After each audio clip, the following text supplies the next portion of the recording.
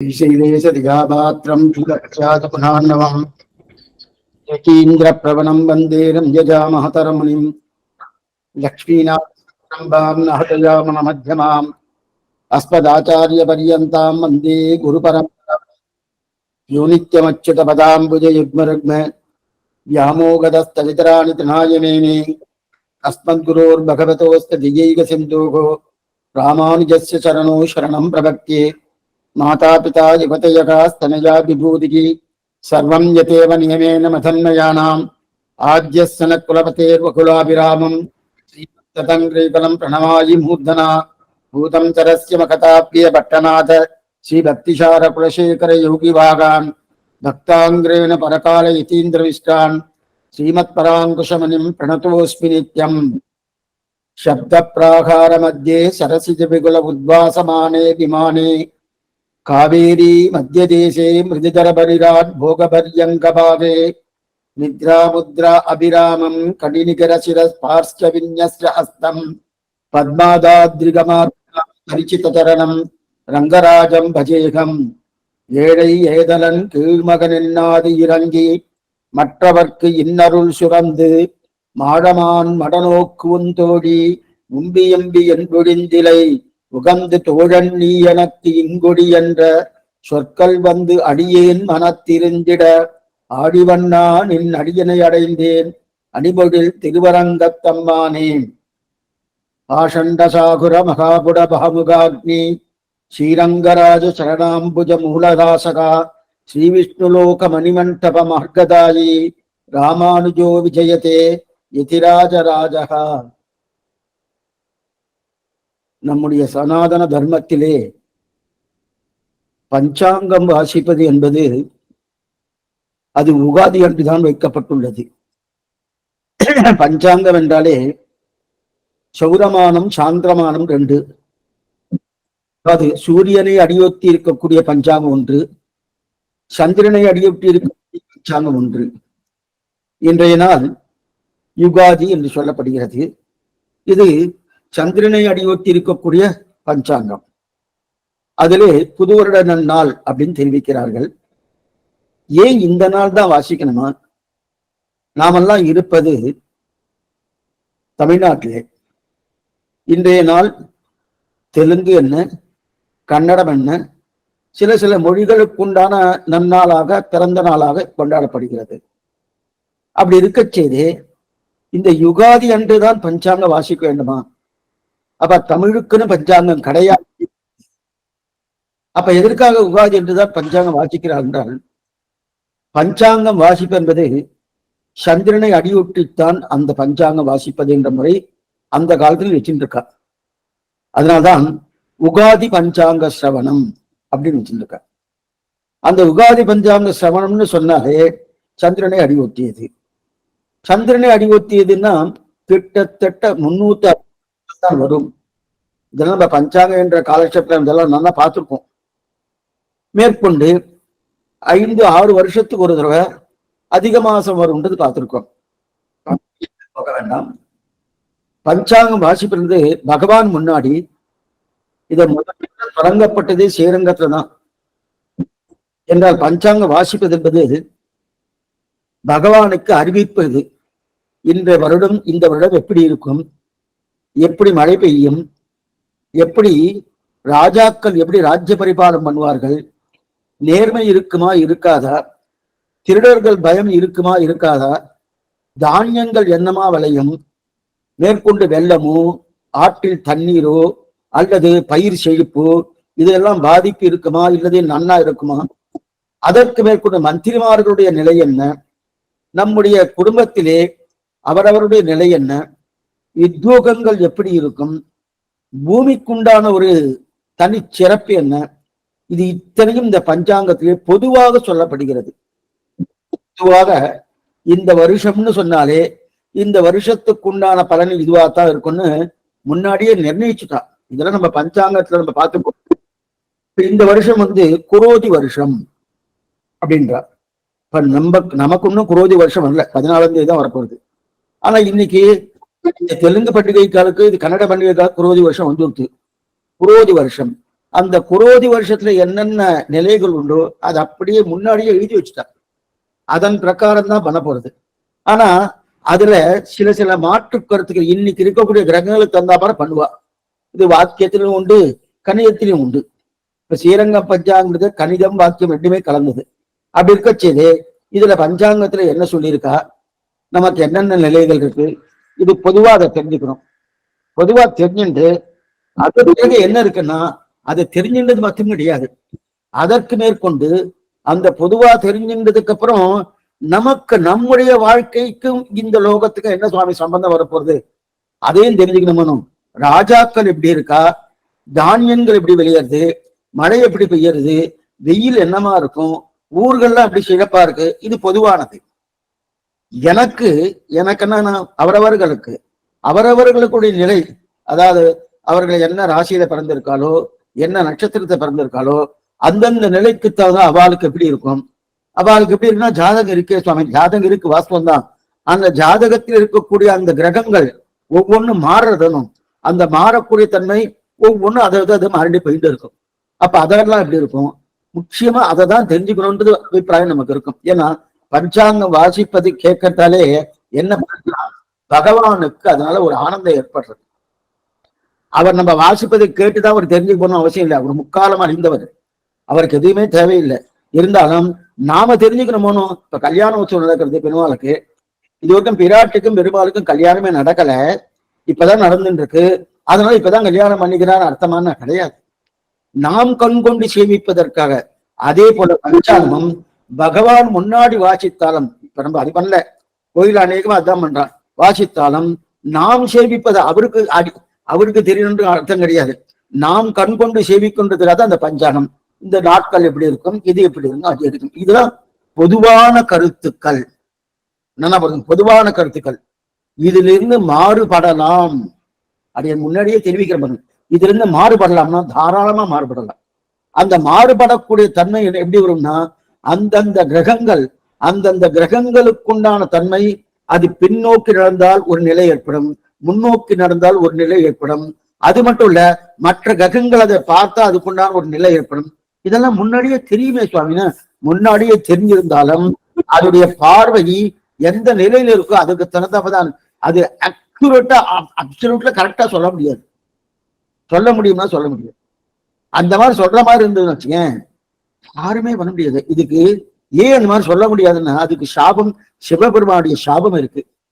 அவாவா இதை பார்த்துட்டு அவாவா நான் என்னைக்கு கிளம்பி போறேன் அப்படின்னு தெரிஞ்சு கொடுத்தேன்னா அதுக்கு தான் ஜாகிரதை படுத்திடுவாங்க. அது பயம் வேற இருக்கு. அது இதுக்கு சொல்ல வந்தேன்னா, ஓரளவுக்கு தெரிஞ்சுக்கலாம்.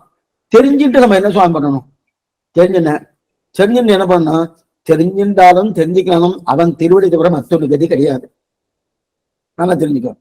தெரிஞ்சின்றபடியா என்ன ஆகுது, எனக்கு இந்த மாதிரி கஷ்டம் இருக்கு, இல்ல எனக்கு நல்லது நடக்க போறது, ஏதோ என் குடும்பத்துல என்னன்னா நல்லா நடக்க போறது தெரிஞ்சுன்னு வச்சுக்கேன். தெரிஞ்சுட்டேன்னா அதற்கு தகுந்தாற் போல என்னுடைய வாழ்க்கையை நான் அமைத்துக் கொள்வேன். தெரியலன்னா நான் நடக்கிறது நடக்கட்டும்னு வச்சுட்டு இருக்க போறேன். ஆனா தெரிஞ்சுட்டாங்கன்னா மேற்கொண்டு அதன் மேல ஒரு பற்றுதல் ஏற்பட்டு இன்னும் இன்னும் இன்னும் அதிகமான, சரி சுவாமி தெரிஞ்சுட்டேன் ஆனா தவறா நடக்கிறதுன்னு தெரிஞ்சுட்டேன், அப்ப எனக்கு சிரமமா இருக்குமானா, அப்ப அந்த சிரமம் இல்லாததுக்கு என்னென்ன பண்ண முடியுமோ அதெல்லாம் பண்ணிட்டு இருப்பேன்.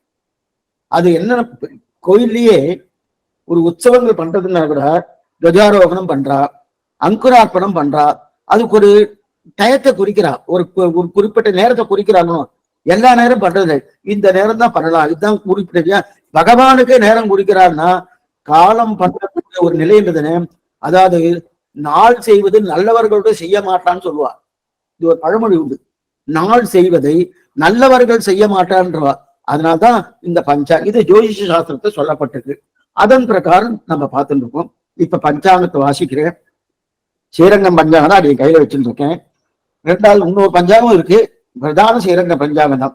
ஸ்வஸ்தி ஸ்ரீ சாலிவாகன சகசகாப்தம் 1946. இப்ப இந்த இதுல ரெண்டு விஷயம் நான் சொல்லிடுறேன். சதசாலிவாகனம்ன்றது 1946 சாலிவாகன சகாப்தம்னு நம்ம பஞ்சாங்கன்னு ஒரு காலட்சேபம் பார்க்கறது வதக்கும். அது ஒரு ராஜா, அந்த ராஜா புதுசா ஒரு வருஷத்தை ஆரம்பிச்சார். அந்த வருஷம் ஆரம்பிச்சு 1946 47 ரெண்டுமே இந்த குரோதி வருஷத்துல வருது. அதுக்கப்புறம் ஆங்கில கணக்குப்படி 2024 2025 வருது.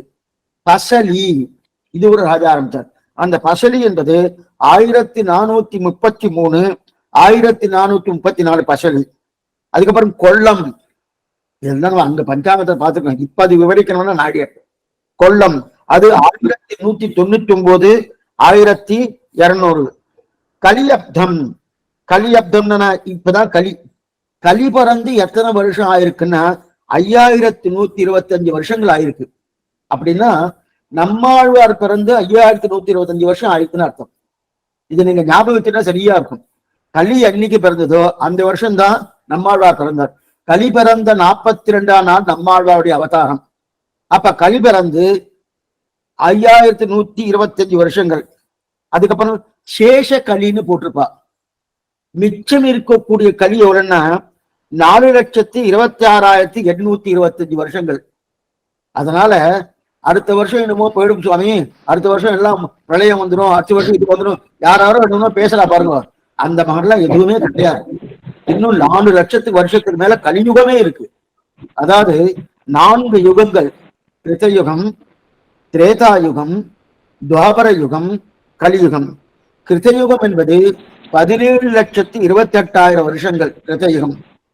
திரேதாயுகம் என்பது 12,96,000 வருஷங்கள்.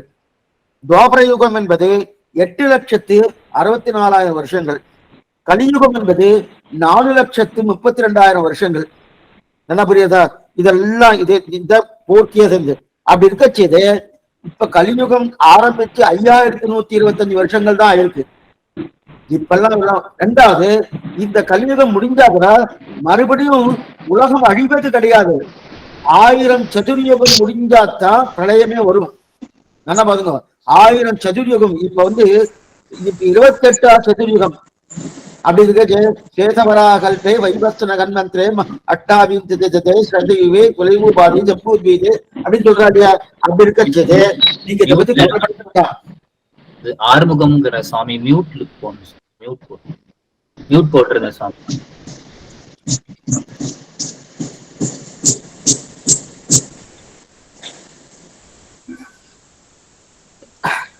அதனால கலியுகத்துல 4,32,000 வருஷங்கள் மொத்தம். அதுல 5,125 வருஷங்கள் ஆயிருக்கு. மிச்சம் 4,26,875 வருஷங்கள் இருக்கு. ஆனா அதை பத்தி கவலைப்பட வேண்டாம். இப்ப வாசிக்கிறேன். சக்திஸ்ரீ ஷாலிகிராம சகாப்தம் 1900, கலி சகாப்தம் 5,125. விந்திய மலைக்கு வடக்கில் வழங்குகிற பாரகஸ்த வர்த்தமானத்தாலே காலயுக்தி வருஷம் பலன்.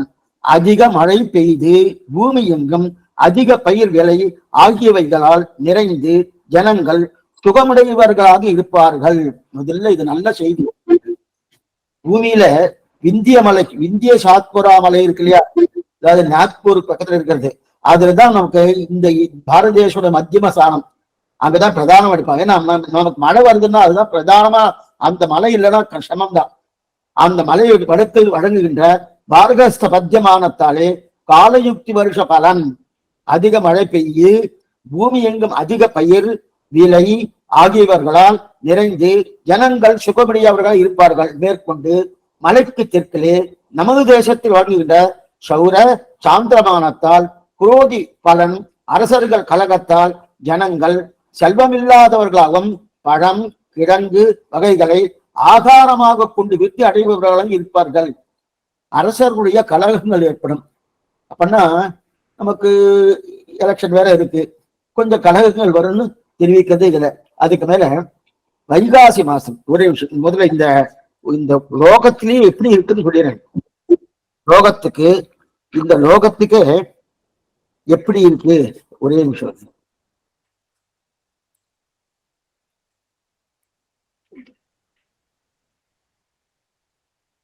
இந்த ஆண்டு லோகத்துடைய ஜாதகத்துப்படி பொருளாதாரம் சற்று ஏற்றம் காணப்படும்.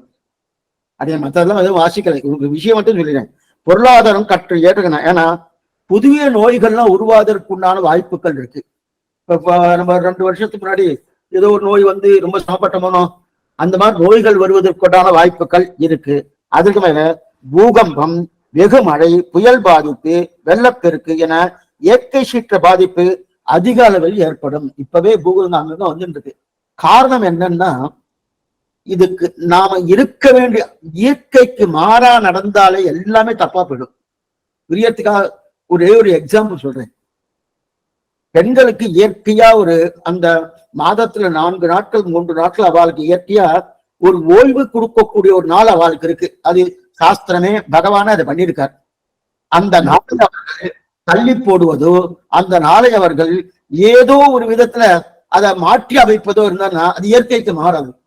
அதனால என்ன ஆகும்னா, அதனால் அவருடைய உடம்பு பூர்த்தியா ஒரு மாதிரி பாழா போயிடும். அதே போல இந்த பூமி எந்த நிலையில இருக்கணுமோ அந்த நிலையில இருக்கணும்.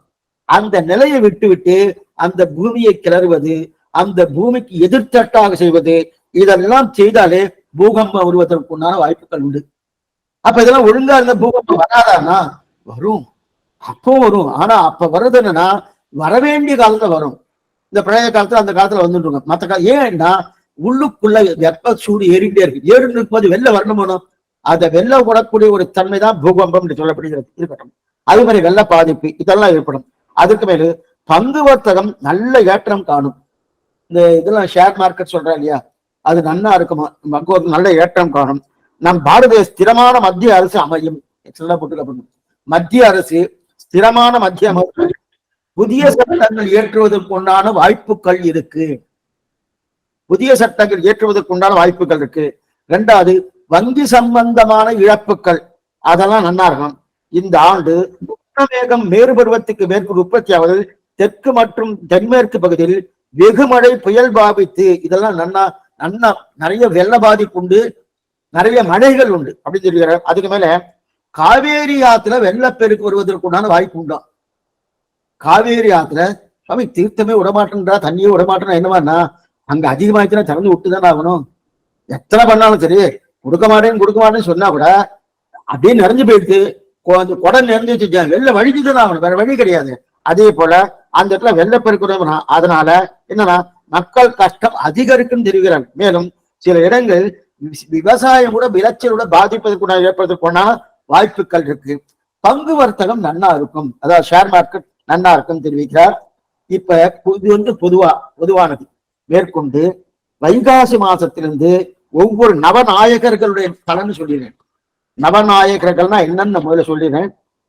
நவநாயகர்கள், அதுக்கப்புறம் மகர சங்கராந்தி பலனையும் சொல்றேன்.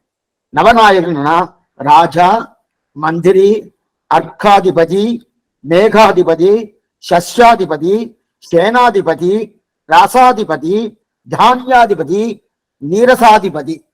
இதெல்லாம் நம்ம செழிப்புக்குண்டான ஒவ்வொரு அதிபதி. இது அந்த அதிபதிக்கு யாருன்னா, ராஜாவுக்கு செவ்வாய் அதிபதி, மந்திரி அர்க்காதிபதி மேகாதிபதிலாம் சனி அதிபதி, சஸ்யாதிபதிக்கு செவ்வாய் அதிபதி, சேனாதிபதி சனி அதிபதி, ரசாதிபதி குரு அதிபதி, தானியாதிபதிக்கு சந்திரன் அதிபதி, நிரசாதிபதிக்கு செவ்வாய் அதிபதி.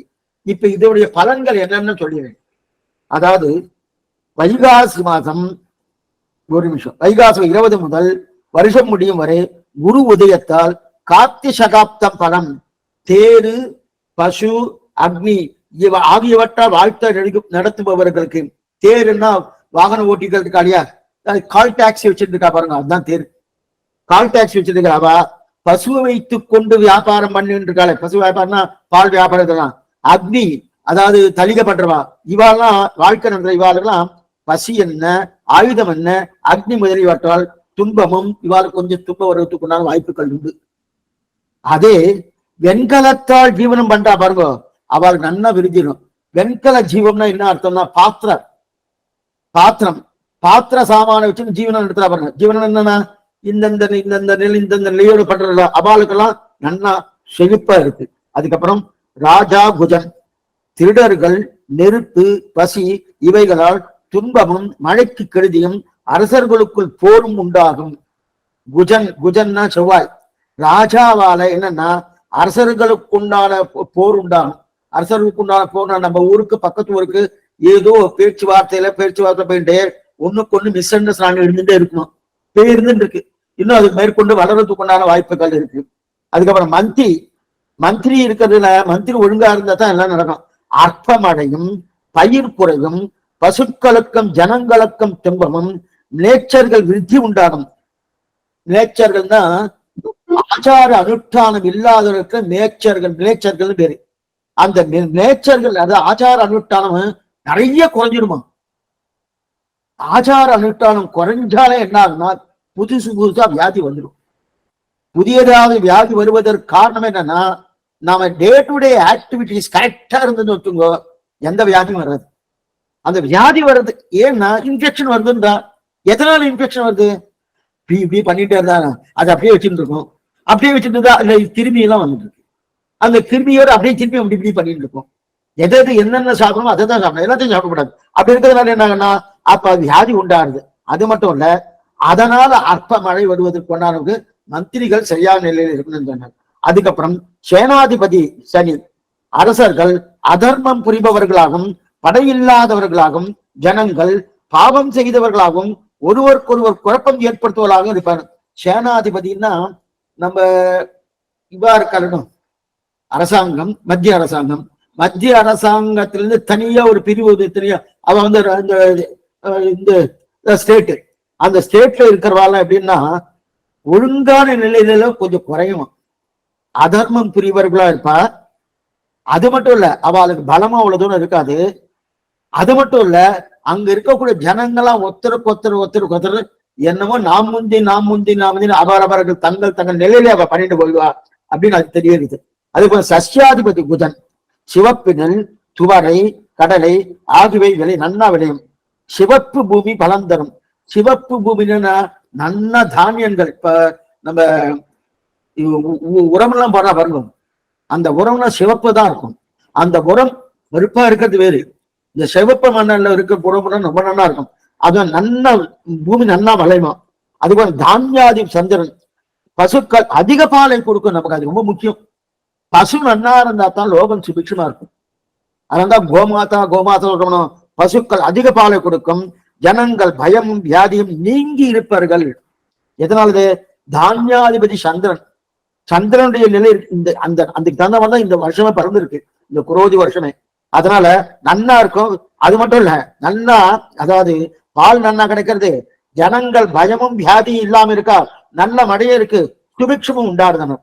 அதுக்கப்புறம் அக்காதிபதி சனி பூமியில் திருடன் நெருப்பு ஆகியவைகளால் பயமும் குறைந்தனமும் அதிக கருப்பு தானியங்களும் உண்டாகும். கருப்பு தானியம்னா என்ன அர்த்தம்னா ஹைபிரிட்னு அர்த்தம். ஹைபிரிட் நேச்சுரலா இருக்கிறது இல்லாம ஹைபிரிட் தானியங்கள் நிறைய. மேகாதிபதி சனி மழை மத்தியமாக இருக்கும், அதிக விலையும் சில இடங்களில் மழையும் அதிக எள்ளு தானியம் கிடைக்கும். சரி. ரசாதிபதி குரு பூமி எங்கும் ரசவஸ்துக்கள் விருத்தியும் அதிக மழையும் பசுக்களுக்கு பாலும் விருத்தியும் உண்டாகும். எல்லாம் நன்னா இருக்கு. நீராசிபதி ரத்னம் பவளம் தங்கம் சிவப்பு நிறப்பொருட்கள் சிவப்பு வஸ்திரங்கள் விருத்தியாகும்.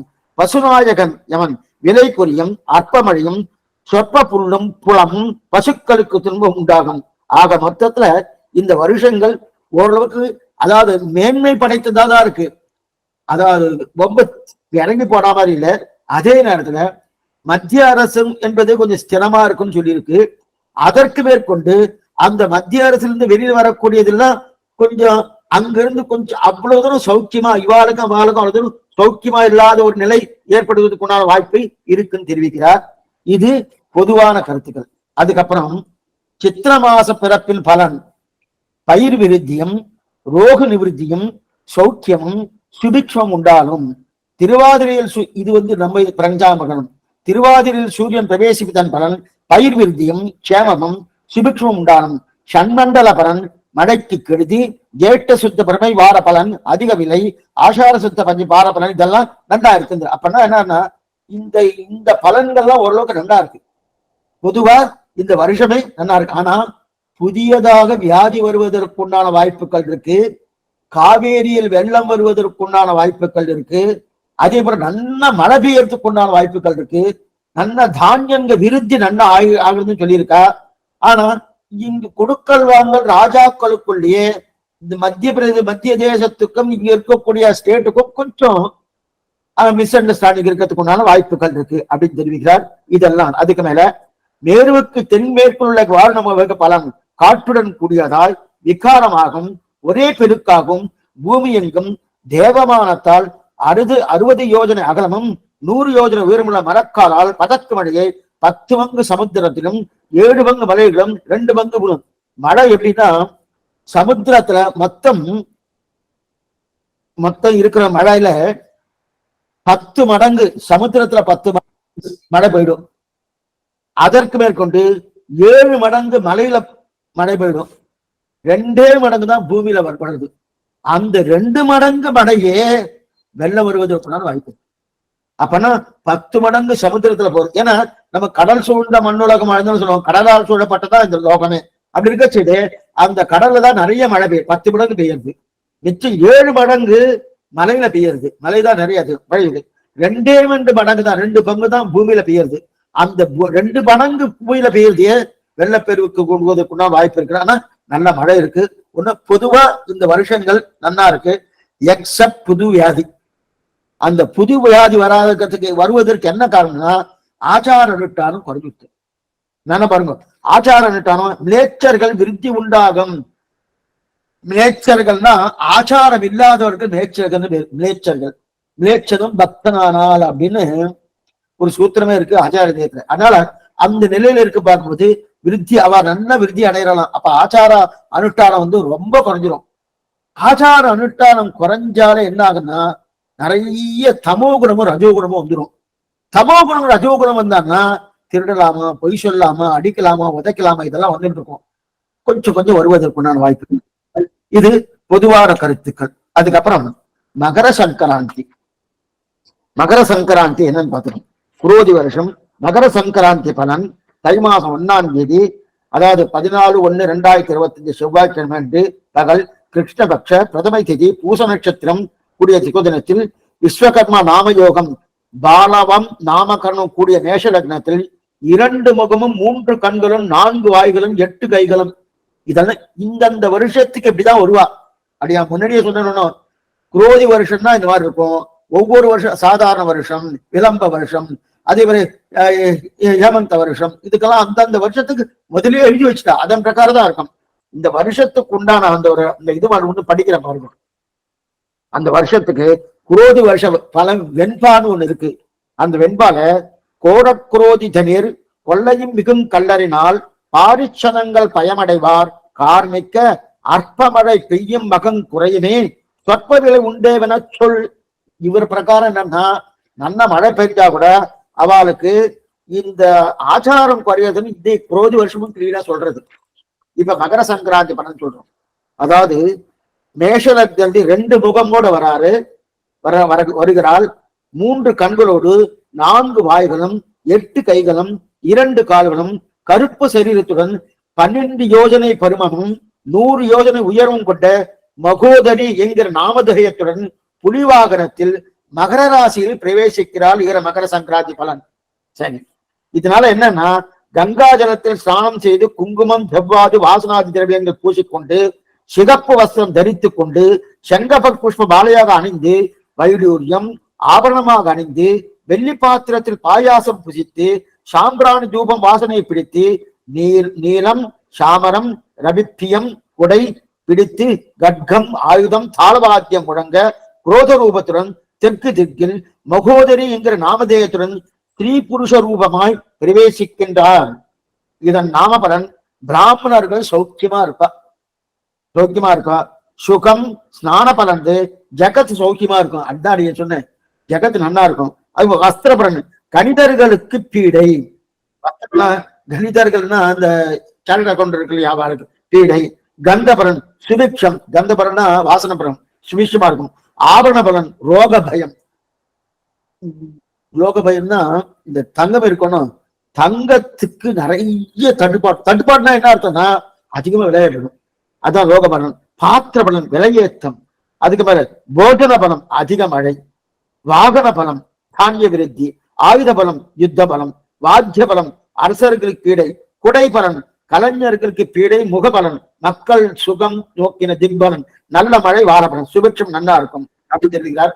அதுக்கப்புறம் பொங்கப்பானை வைப்பதற்கு உண்டான நல்ல நேரம் தை மாசம் 1ஆம் தேதி 14/1/2025 செவ்வாய்க்கிழமை அன்று காலை 7:30 மணிக்கு மேலே 8:30 மணிக்குள்ளாக மகர லக்னத்தில் பானை வைத்து பொங்கல் செய்யலாம் அப்படின்னு தெரிவித்தார். இப்ப இந்த வருஷம் நமக்கு கிரகணம் நம்முடைய உலகத்துல ஒரு சூரிய கிரகணமும் 2 சந்திர கிரகணமும் தெரிய போகுது. நம்ம லோகத்துல அதாவது வேர்ல்டுலயே உலகத்திலேயே ஒரு சூரிய இந்த வருஷம் அந்த குரோதி வருஷம்னா ஏப்ரல் 14 தொடங்கி அடுத்த வருஷம் ஏப்ரல் 13 பரியந்தம் தான் குரோதி வருஷம். என்ன புரிஞ்சுக்கோ, குரோதி வருஷம்னா உடனே டிசம்பரோட முடிஞ்சு போட்டுக்கணும் அப்படின்னு நினைக்கப்படாது. இது இந்த வருஷம் சித்திர மாசம் தான் நமக்கு வருஷ பரப்பு. அந்த வருஷ பரப்போடு பங்குனி மாசம் முடிகிற வரைக்கும் அந்த வருஷம் அர்த்தம். அப்படி இருக்க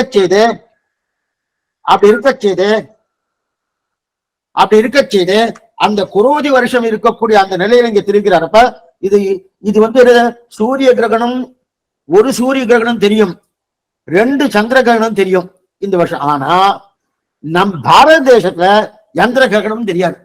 அப்ப நாம இந்த வருஷம் இந்த குரோதி வருஷம் கிரகணத்துக்கு உண்டான தர்ப்பணமே கிடையாது. அதனால இந்த குரோதி வருஷம் அப்படின்னா ஏப்ரல் மாசம் தொடங்கி ஏப்ரல் 15 தொடங்கி அடுத்த வருஷம் ஏப்ரல், அதாவது இங்கிலீஷ் வருஷம் அடுத்த வருஷம் ஏப்ரல் 13 வரைக்கும் இந்த தர்ப்பணம் கிரகண தர்ப்பணம் பண்ணணும்னு சொல்லுவா இல்லையா, கிடையவே கிடையாது. ஆனா கிரகணம் நம்ம ஊர்ல தெரிஞ்சாதான் உண்டு. நம் பாரத தேசத்தில் எந்த கிரகணமும் தெரியாது. நேற்று கிரகணம் புரியா சுவாமியா, ஆனா நமக்கு தெரியாது. நேற்று கிரகணம் ஆயிடுத்து, வெளியூர்ல எல்லாம் பார்த்திருக்கா, அது சூரிய கிரகணம். அப்ப நமக்கு இதுனா கிடையாது. இது சொல்லுவதுன்னா அந்த மாதிரி கிரகணம் தெரியாது. இந்த வருஷம் கிரகணம் கிடையாது என்றார். அதற்கு மேல இப்ப நம்ம விஷயம் வந்துருவோம். ஆதாய விரயம்னா இந்தந்த ராசியில இருக்கிறவர்களுக்கு எவ்வளவு ஆதாயம் கிடைக்கும், இந்தந்த ராசியில இருக்கிறவர்களுக்கு எவ்வளவு விரயம் ஆகும். பொதுவா மேஷராசி, விருச்சிக ராசி இவாளுக்கு மேஷராசிக்கு ஆதாயம் 8, விரயம் 14. விருச்சிக ராசிக்கு ஆதாயம் 8, விரயம் 14. அப்படின்னா மேஷராசின்னா அஸ்வினி, பரணி, கார்த்திகை 1ஆம் பாதம் இதெல்லாம் மேஷராசியில இருக்கிறவா. அவளுக்கு ஆதாயம் 8 தான் கிடைக்கிறது. விரயம்னா அப்பனா அவ மொத்தம் சம்பாதிச்சான்னு வச்சுக்கோம், ஏதோ சம்பாதிக்கிறா, அதுல 8% இவளை கிடைக்கிறது, 14% செலவாயிடுது, விரயமாயிடுது. அப்ப அவளுக்கு விரயம் தான் அதிகமா இருக்கு. யாருக்கு? மேஷக்காரர்களுக்கும் விருச்சிகக்காரர்களுக்கும். அடுத்து ரிஷபம், துலாம் இவா 2 பேருக்குமே ஆதாயம் 2, விரயம் 8. அப்ப தன் கிடைக்கிறது 2% கிடைக்கிறது. ஆனா செலவு என்னது? 8% செலவாகுது. இது ரிஷபராசிக்கும் துலா ராசிக்கும். ரிஷபராசின்றது என்னது நான் சொல்லியிருக்கணும், கார்த்திகை 3ஆவது பாதம் 2, 3, 4 கிருத்திகா நட்சத்திரம் 2ஆம் பாதம், 3ஆம் பாதம், 4ஆம் பாதம். ரோகிணி நட்சத்திரம் பூர்ணியா, மிருகசீர்ஷ நட்சத்திரம் 1 பாதம், 2ஆம் பாதம். இதெல்லாம் ரிஷபராசி.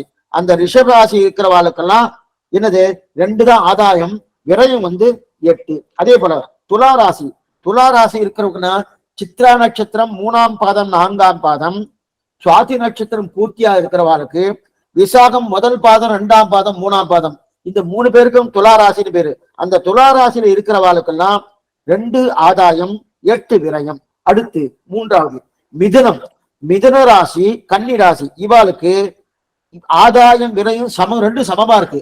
5 ஆதாயம், 5 விரயம், 5% ஆதாயம், 5% விரயம். அப்ப மிதுன ராசின்றது இது மிருகசீரிஷம் 3ஆம் பாதம், 4ஆம் பாதம், திருவாதிரை 4 பாதமும் சேர்ந்து புனர்பூசம் 1 பாதம், 2ஆம் பாதம், 3ஆம் பாதம். இதெல்லாம் மிதுன ராசி. அவளுக்கு விரயமும் ஆதாயமும் சமமா இருக்கு. அதே போல கன்னிராசியா இருக்கிறவாளுக்கு உத்திரம் 2ஆம் பாதம், 3ஆம் பாதம், 4ஆம் பாதம். அஸ்தம் பூர்த்தியா இருக்கிறவாளுக்கு சித்ரா நட்சத்திரம் 1ஆம் பாதம், 2ஆம் பாதம் இவாளுக்கு கன்னியா ராசின்னு பேரு. அவளுக்கும் ஆதாயம் விரதம் 2 சமமா இருக்கு. அதுக்கப்புறம் கடகராசி இருக்கிறவாளுக்கு கடகராசி என்பது புனர்பூசம் 4ஆம் பாதம், பூசம் பூர்த்தியா, ஆயுள்யம் பூர்த்தியா. புனர்பூசம் 4ஆம் பாதம் 2 நட்சத்திரம் பூர்த்தியா அதுலயே இருக்கு, 2 நட்சத்திரம் பூர்த்தியா இருக்கு. புனர்பூசம் 4ஆம் பாதம் இருக்கு. அப்படி இருக்க அது கடகராசி. அந்த கடகராசி இருக்கிறவாளுக்கு என்னன்னா ஆதாயம் 5, விரயம் 11. விரயம் 11. அதுக்கப்புறம் தனுசு ராசி, மீனராசி. தனுசு ராசி என்பது யாராரு? தனுசு மூலம், பூராடம், உத்திராடம் முதல் பாதம், இந்த மூணுமே தனுசு ராசி.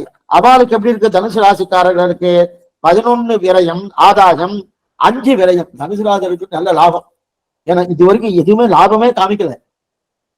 சமமா இருந்தது மட்டும் மிதுன ராசி கன்னிராசிக்கு இருந்தது. இப்ப தனுசு ராசிக்காரர்களுக்கும் மீனராசிக்காரர்களுக்கும் ஆதாயம் 11 ஆதாயம் கிடைக்கிறது, விரயம் 5 தான், அதுக்கு மேல கிடைக்கிறது. அதே போல மீனராசிக்காரர்கள், மீனராசி யாராருன்னா பூரட்டாதி 4ஆம் பாதம், உத்திரட்டாதி பூர்த்தியா, ரேவதி பூர்த்தியா இருக்கிறவாள் மீனராசின்னு பேரு. அதுக்கப்புறம் மகர கும்பம். மகர மாசம் என்ன, மகர ராசி என்ன, கும்பராசி என்ன? இவாளுக்கு எப்படி இருக்குன்னா இவாளுக்கு 14 ஆதாயம் 14 விரயம். அப்ப 2 பேரும் சமமா இருக்கு. மகரம் என்பது உத்திராடம் 2ஆம் பாதம், 3ஆம் பாதம், 4ஆம் பாதம், திருவோணம் பூர்த்தியா, அவிட்டம் முதல் பாதம் 2ஆம் பாதம், இந்த மகரத்துக்கு. அடுத்து கும்பத்துக்கு அவிட்டம் 3ஆம் பாதம் 4ஆம் பாதம், அதே போல சதயம் பூர்த்தியா, பூரட்டாதி முதல் பாதம் 2ஆம் பாதம் 3ஆம் பாதம், இது அத்தனையும் சேர்ந்தது கும்பத்துக்கு. இவாளுக்கு ஆதாயம் விரயம் 2மே சமமா இருக்கு, 14 சேர்ந்திருக்கு. இது இந்த நிலையில் இருக்கு. அதற்கு மேற்கொண்டு இன்னொன்னு சொல்லிடுறேன். இது ஆதாய விரயம் பார்த்துட்டோம்னோ, இதெல்லாம் பொதுவானது. நம்ம இதை வச்சுட்டு பணம் வராதா சுவாமி ஒண்ணுமே ஆகாதா அப்படின்னா, இப்ப இதை வைத்து கொண்டு இப்ப தனுராசிக்காரர்களுக்கு நிறைய ஆதாயம் இருக்கு, விரயம் குறைச்சலா போறது அப்படின்னு சில தனுராசிக்காரர் இருப்பா, அவளுக்கு ஒண்ணுமே வராது. சுவாமி நீங்க தானே சுவாமி சொன்னால் ஆதாயம் நிறைய இருக்கு, விரையம் எனக்கு ஒண்ணுமே வரலையே சாமி, விரையம் தான் ஆயின்னு இருக்கு, இருக்கிற வீட்டையும் வித்துட்டே இருக்கேன்னா, இதெல்லாம் பொதுவானது. அவரவருடைய கிரக பலனுக்கு தகுந்தா போல மாறும். கொஞ்சம் நல்லா புரிஞ்சுக்கோ. நம்ம டெய்லி நித்தியம் டிவியில பாக்குறோம் போனோம், அநேகமா அது சரி கிடையாது. ஏன் சரி கிடையாது புரியறதுக்காக ஒரே ஒரு விஷயம் சொல்றேன். ஜுரம் வந்துருச்சு, என்ன ஜுரம்னு தெரியாது, ஆனா அது எதனால ஜுரம்னு தெரியாது. அந்த அடிப்படை அந்த உள்ளுக்குள்ள ஏதோ ஒரு வியாதி இருக்கு, அந்த வியாதியை வெளிக்காட்டத்தான் ஜுரம். நான் அந்த ஜுரத்துக்கு மருந்து சாப்பிடுறதை விட உள்ளுக்குள்ள வியாதிக்கு மருந்து சாப்பிட்டுதான் அந்த ஜுரம் போகும். நான் என்ன பண்ணிட்டு இருக்கேன், ஜுரம் இருக்கணும், டேப்லெட் போட்டு போகும், 2 மணி நேரம் போயிடும், திருப்பி வந்துடும், போகும், திருப்பி வரும். அப்ப உள்ளுக்குள்ள இருக்கிறது அது போகணுமானோ. இப்ப இந்த மாசம் டெய்லி சொல்றாருனோ, வெளியில இருக்கிறதுக்கு கொடுக்குறா போல மருந்து கொடுக்குற மாதிரிதான் அது போகும் வந்து போக கூட போகாது. அப்படியே அடிக்ட் ஆயிடுச்சுன்னா போகவே போகாது. உள்ளுக்குள்ள என்ன இருக்கு அது ஜாதகத்தை பார்த்ததான், அந்தந்த கிரகங்களுக்கு தகுந்தவா அது மாறுமே தவிர அடி. அதனால சொல்லிட்டு இருக்கேன், இந்த பஞ்சாங்கெல்லாம் மேலெடுத்த வாரியா. இப்ப சில எல்லாம் பழமொழி சொல்வார், அவிட்டு பொண்ணு தவிட்டு பாருன்னுவா, பரணி தரணியாளன்வா, ஆண் மூலம் அரசாளுன்வா, பெண் மூலம் உண்டான்னு கேட்டுறாதீங்க. இந்த மாதிரிலாம் சில பேர் சொல்லிட்டு இருக்கா, அந்த மாதிரிலாம் கிடையாது. ஆனா பொதுவாக இருக்கு, ஆண் மூலம் அரசாலும், பெண் மூலம் நிர்மூலம். மூலா நட்சத்திரமா சுவாமி எடுக்காதீங்க, பெண்ணா மூலா நட்சத்திரம் எடுக்கணும், அந்த எந்த நட்சத்திரம் கெடுதல் கிடையாது. எல்லா நட்சத்திரம் உயர்ந்த நட்சத்திரம். எதிலுமே அவரவர்களுடைய கிரகங்களுக்கு தகுந்தாப்பட, அவருடைய பாப புண்ணியங்களுக்கு தகுந்தாப்பதான் அந்த கிரகங்களே சேர்றது. நல்லா பாத்துக்கோ. இப்ப நான் இந்த நிலையில இருக்கேன்னா என்னுடைய பாப புண்ணியம், நீங்க அந்தந்த நிலையில இருக்க அவரவருடைய பாப புண்ணியம். இவர் ஏன் சொல்ல நிறைய ஞானம் அதிகமா இருக்காரு, இவருக்கு ஞானமே இல்லாம இருக்கு, இவர் ஏன் பணக்காரா இருக்க, அந்தந்த கர்மாக்கள் அந்தந்த கர்மாக்கு தகுந்தாற்போல் தான் அது வருமே தவிர, இதை வைத்துக் கொண்டு நம்ம அதை கணிசிக்க முடியாது. அது மேல தெரிஞ்சுக்க. அப்ப இது எதுக்கு சுவாமினா மேலிருந்த வாரிய அப்படின்னு தெரிஞ்சுக்கலாம், அவ்வளவுதான். இப்ப பலன்கள் இதற்கு மேற்கொண்டு ஒவ்வொரு மாசத்துக்கு உண்டான விஷயத்தையும் பார்த்தேன், என்னென்ன உற்சவங்கள் வருது, ஏதேது வருதுன்னு அப்படின்றத அதையும் பூர்ணமா பார்த்துக்கணும் ஒரு விஷயம். அதுக்கப்புறம் உங்களுடைய சந்தேகங்கள் என்னன்னு கேட்டுருவோம். இப்ப ஸ்ரீராம நவமி என்பது 17ஆம் தேதி வந்துருக்கு. அதான் சாரி ஒரு நிமிஷம், எஸ் கரெக்ட், ஏப்ரல் 17ஆம் தேதி புதன்கிழமை ஸ்ரீராம நவமி. இந்த வருஷம் ஸ்ரீராம நவமின்னாலே 2 ஸ்ரீராமனையும் உண்டு. 2 ஸ்ரீராமனி ஒண்ணுதானே சுவாமின்னா, ஸ்ரீரங்கத்துல வேற ஸ்ரீராமநவமி, சாமானியமா ஸ்ரீராமநவமின்றது மற்ற தேசத்துல ஸ்ரீராமனை வேறு. ஏன்னா ஸ்ரீராமநவமின்றது பங்குனி மாசம் தான் தமிழ்காராளுக்கு வரும், அநேகம் பங்குனி மாசம் தான் வரும். ஆனா இந்த வருஷம் சித்திர மாசம் வந்திருக்கு. ஆனா சித்திர மாசத்துலதான் ராமன் பிறந்திருக்காரு. அப்ப ஏன் நம்ம பங்குனி மாசம் பண்ணிட்டு இருக்காங்க? இது நம்ம பஞ்சாங்க காலட்சேபம் பார்க்கும்போதே பார்த்திருக்கோம். மறுபடியும் சொல்றேன், ஏன் நம்ம பங்குனி மாசம் பண்ணிட்டு இருக்கோம்னா, இப்ப சித்திரை மாசம் மறந்து விட்டோம். யாருக்கு? யுகாதின்னு பண்ணுவோம், தெலுங்கு வருஷம் பிறகு சித்திரை மாசம் மறந்தாச்சு. இனி சித்திரை 1 அவளுக்கு. இப்ப இங்க இருக்கக்கூடிய தமிழ்நாட்டுக்காரங்க இன்னும் பங்குனியே இருக்கும். பங்குனியே உனக்கு சித்திரை வரல. சித்திரை 14ஆம் தேதி தான் சித்திரை மாசம் பிறக்கிறது. அப்ப அவளுக்கு ஒருவேளை இந்த சித்திரை மாசம் பிறந்து அவளை ஸ்ரீராமனுக்கு வந்துருத்தோம்னா அவளுக்கு சித்திரை மாசமே ஸ்ரீராமனுக்கு வந்துதான் அர்த்தம். அப்ப நமக்கு ஒண்ணு பங்குனி மாசமே இருக்கும். அதனால அநேகமா பங்குனி மாசம் தான் நமக்கு வந்துடும். ஆனா ஸ்ரீரங்கத்துல மட்டும் என்ன பண்ணா சித்திரை மாசம் தான் எடுப்பா. அப்ப தமிழ் மாசம் சித்திரை மாசம் எடுத்துக்குவா. இந்த வருஷம் என்ன ஆயிடுச்சுன்னா சர்வ ஸ்ரீராமனும் போட்டிருக்கு பாருங்க பஞ்சாங்கத்துல. எல்லாருக்கும் ஒரே ஸ்ரீராம். எல்லாருக்குன்னா ஸ்ரீரங்கம் தான் தனியா இருக்கும். கோயில் ஸ்ரீராமனவன் தனியா போட்டிருப்பா. ஆனா மற்ற இடத்துல ஸ்ரீராமனா பங்குனி மாசம் தான். ஆனா 2 வந்துடுத்து. அது 17ஆம் தேதி வந்துடுத்து. அதுக்கப்புறம் இன்னொன்னு அக்ஷய திருதியை முக்கியமானது. முக்கியம் வாங்கணுமாமே, ஏதோ வாங்கணுமாமே. அக்ஷய திருதியை வாங்கினா ரொம்ப ரொம்ப நன்னா கிடைக்குமாமே, எல்லாம் கிடைக்கும். அதுவும் இன்னைக்கு ஏறிண்டே இருக்கு. எவ்வளவு எங்க போய் நிற்க போறதுன்னு தெரியல. அவ இந்த ஏழைப்பட்டவெல்லாம் அங்கன்னு பேசினா கூட அவளுக்கு ஏதோ கஷ்டம் வந்துடும் போட்டுருக்கு. அந்த அளவுக்கு ஆயிடுச்சு. அக்ஷய திருதி அக்ஷய திருதின்னு சொல்லிருக்காங்க. அது என்னது? மே மாசம் 10ஆம் தேதி அக்ஷய திருதி. அக்ஷய திருதின்னு போட்டிருக்கு, மே 10. அது என்னன்னா இதெல்லாம் வாங்கணும் எங்கேயும் கிடையாது. அக்ஷய திருதியை அன்னைக்கு பத்ரியில திறக்கிறா. அன்னைக்குதான் கோயிலே திறக்கிறா. அவ கார்த்திகை மாசம் பௌர்ணமிக்கு மூடிட்டான்னா அதுக்கப்புறம் அக்ஷய திருதி தான். தீபாவளி மூடிட்டான்னா அதுக்கப்புறம் அக்ஷய திருதிக்கு தான் திறக்கிறா. அதுக்கப்புறம் இங்க ஆந்திர தேசத்துல அங்க ஒரு நரசிம்மருக்கு நல்லா சந்தன காப்பு சாச்சு. அன்னைக்கு ஒரு நாள் சந்தன காப்பு எல்லாம் செவிக்கலாம். அந்த மாதிரி நிறைய விஷயங்கள் இருக்கு. அதுக்காக அக்ஷய திருதியினர். அதற்கு மேற்கொண்டு சுவாமி ராமானுஜருடைய ஆச்சரியமான ஒரு உற்சவம் சித்திரை திருவாதிரை மே மாசம் 12ஆம் தேதி வருது. மே மாசம் 12ஆம் தேதி வருது. இது ராமானுஜர் உற்சவங்கள். அதற்கு மேற்கொண்டு ஒவ்வொன்றும் பார்த்துட்டு வரேன். நிமிஷம்.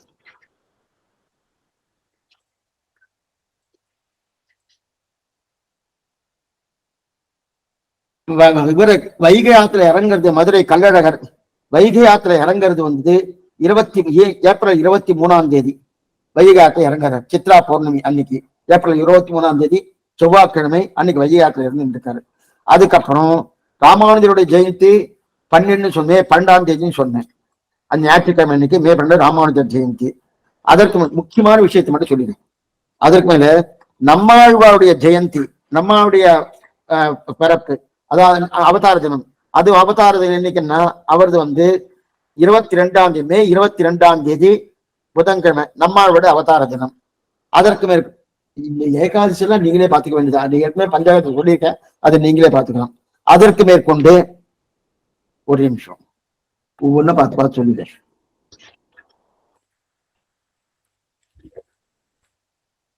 நரசிம்ம ஜெயந்தி நம்மாழ்வார் இன்னைக்கு நம்மாழ்வாரோ அன்னைக்குதான் நரசிம்ம ஜெயந்தியும் சேர்ந்து வந்துருக்கு. அதுக்கப்புறம்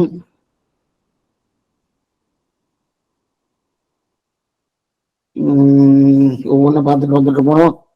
அப்புறம் ஜேஷ்ட மாசம், ஆஷாட சுத்த மாசம், அதுக்கப்புறம் ஆடி மாசம், ஆணி மாசம் இதெல்லாம் ஆடி அமாவாசை. அது ரொம்ப முக்கியம். ஏன்னா பித்திருக்கள் கொண்டாடினவங்க.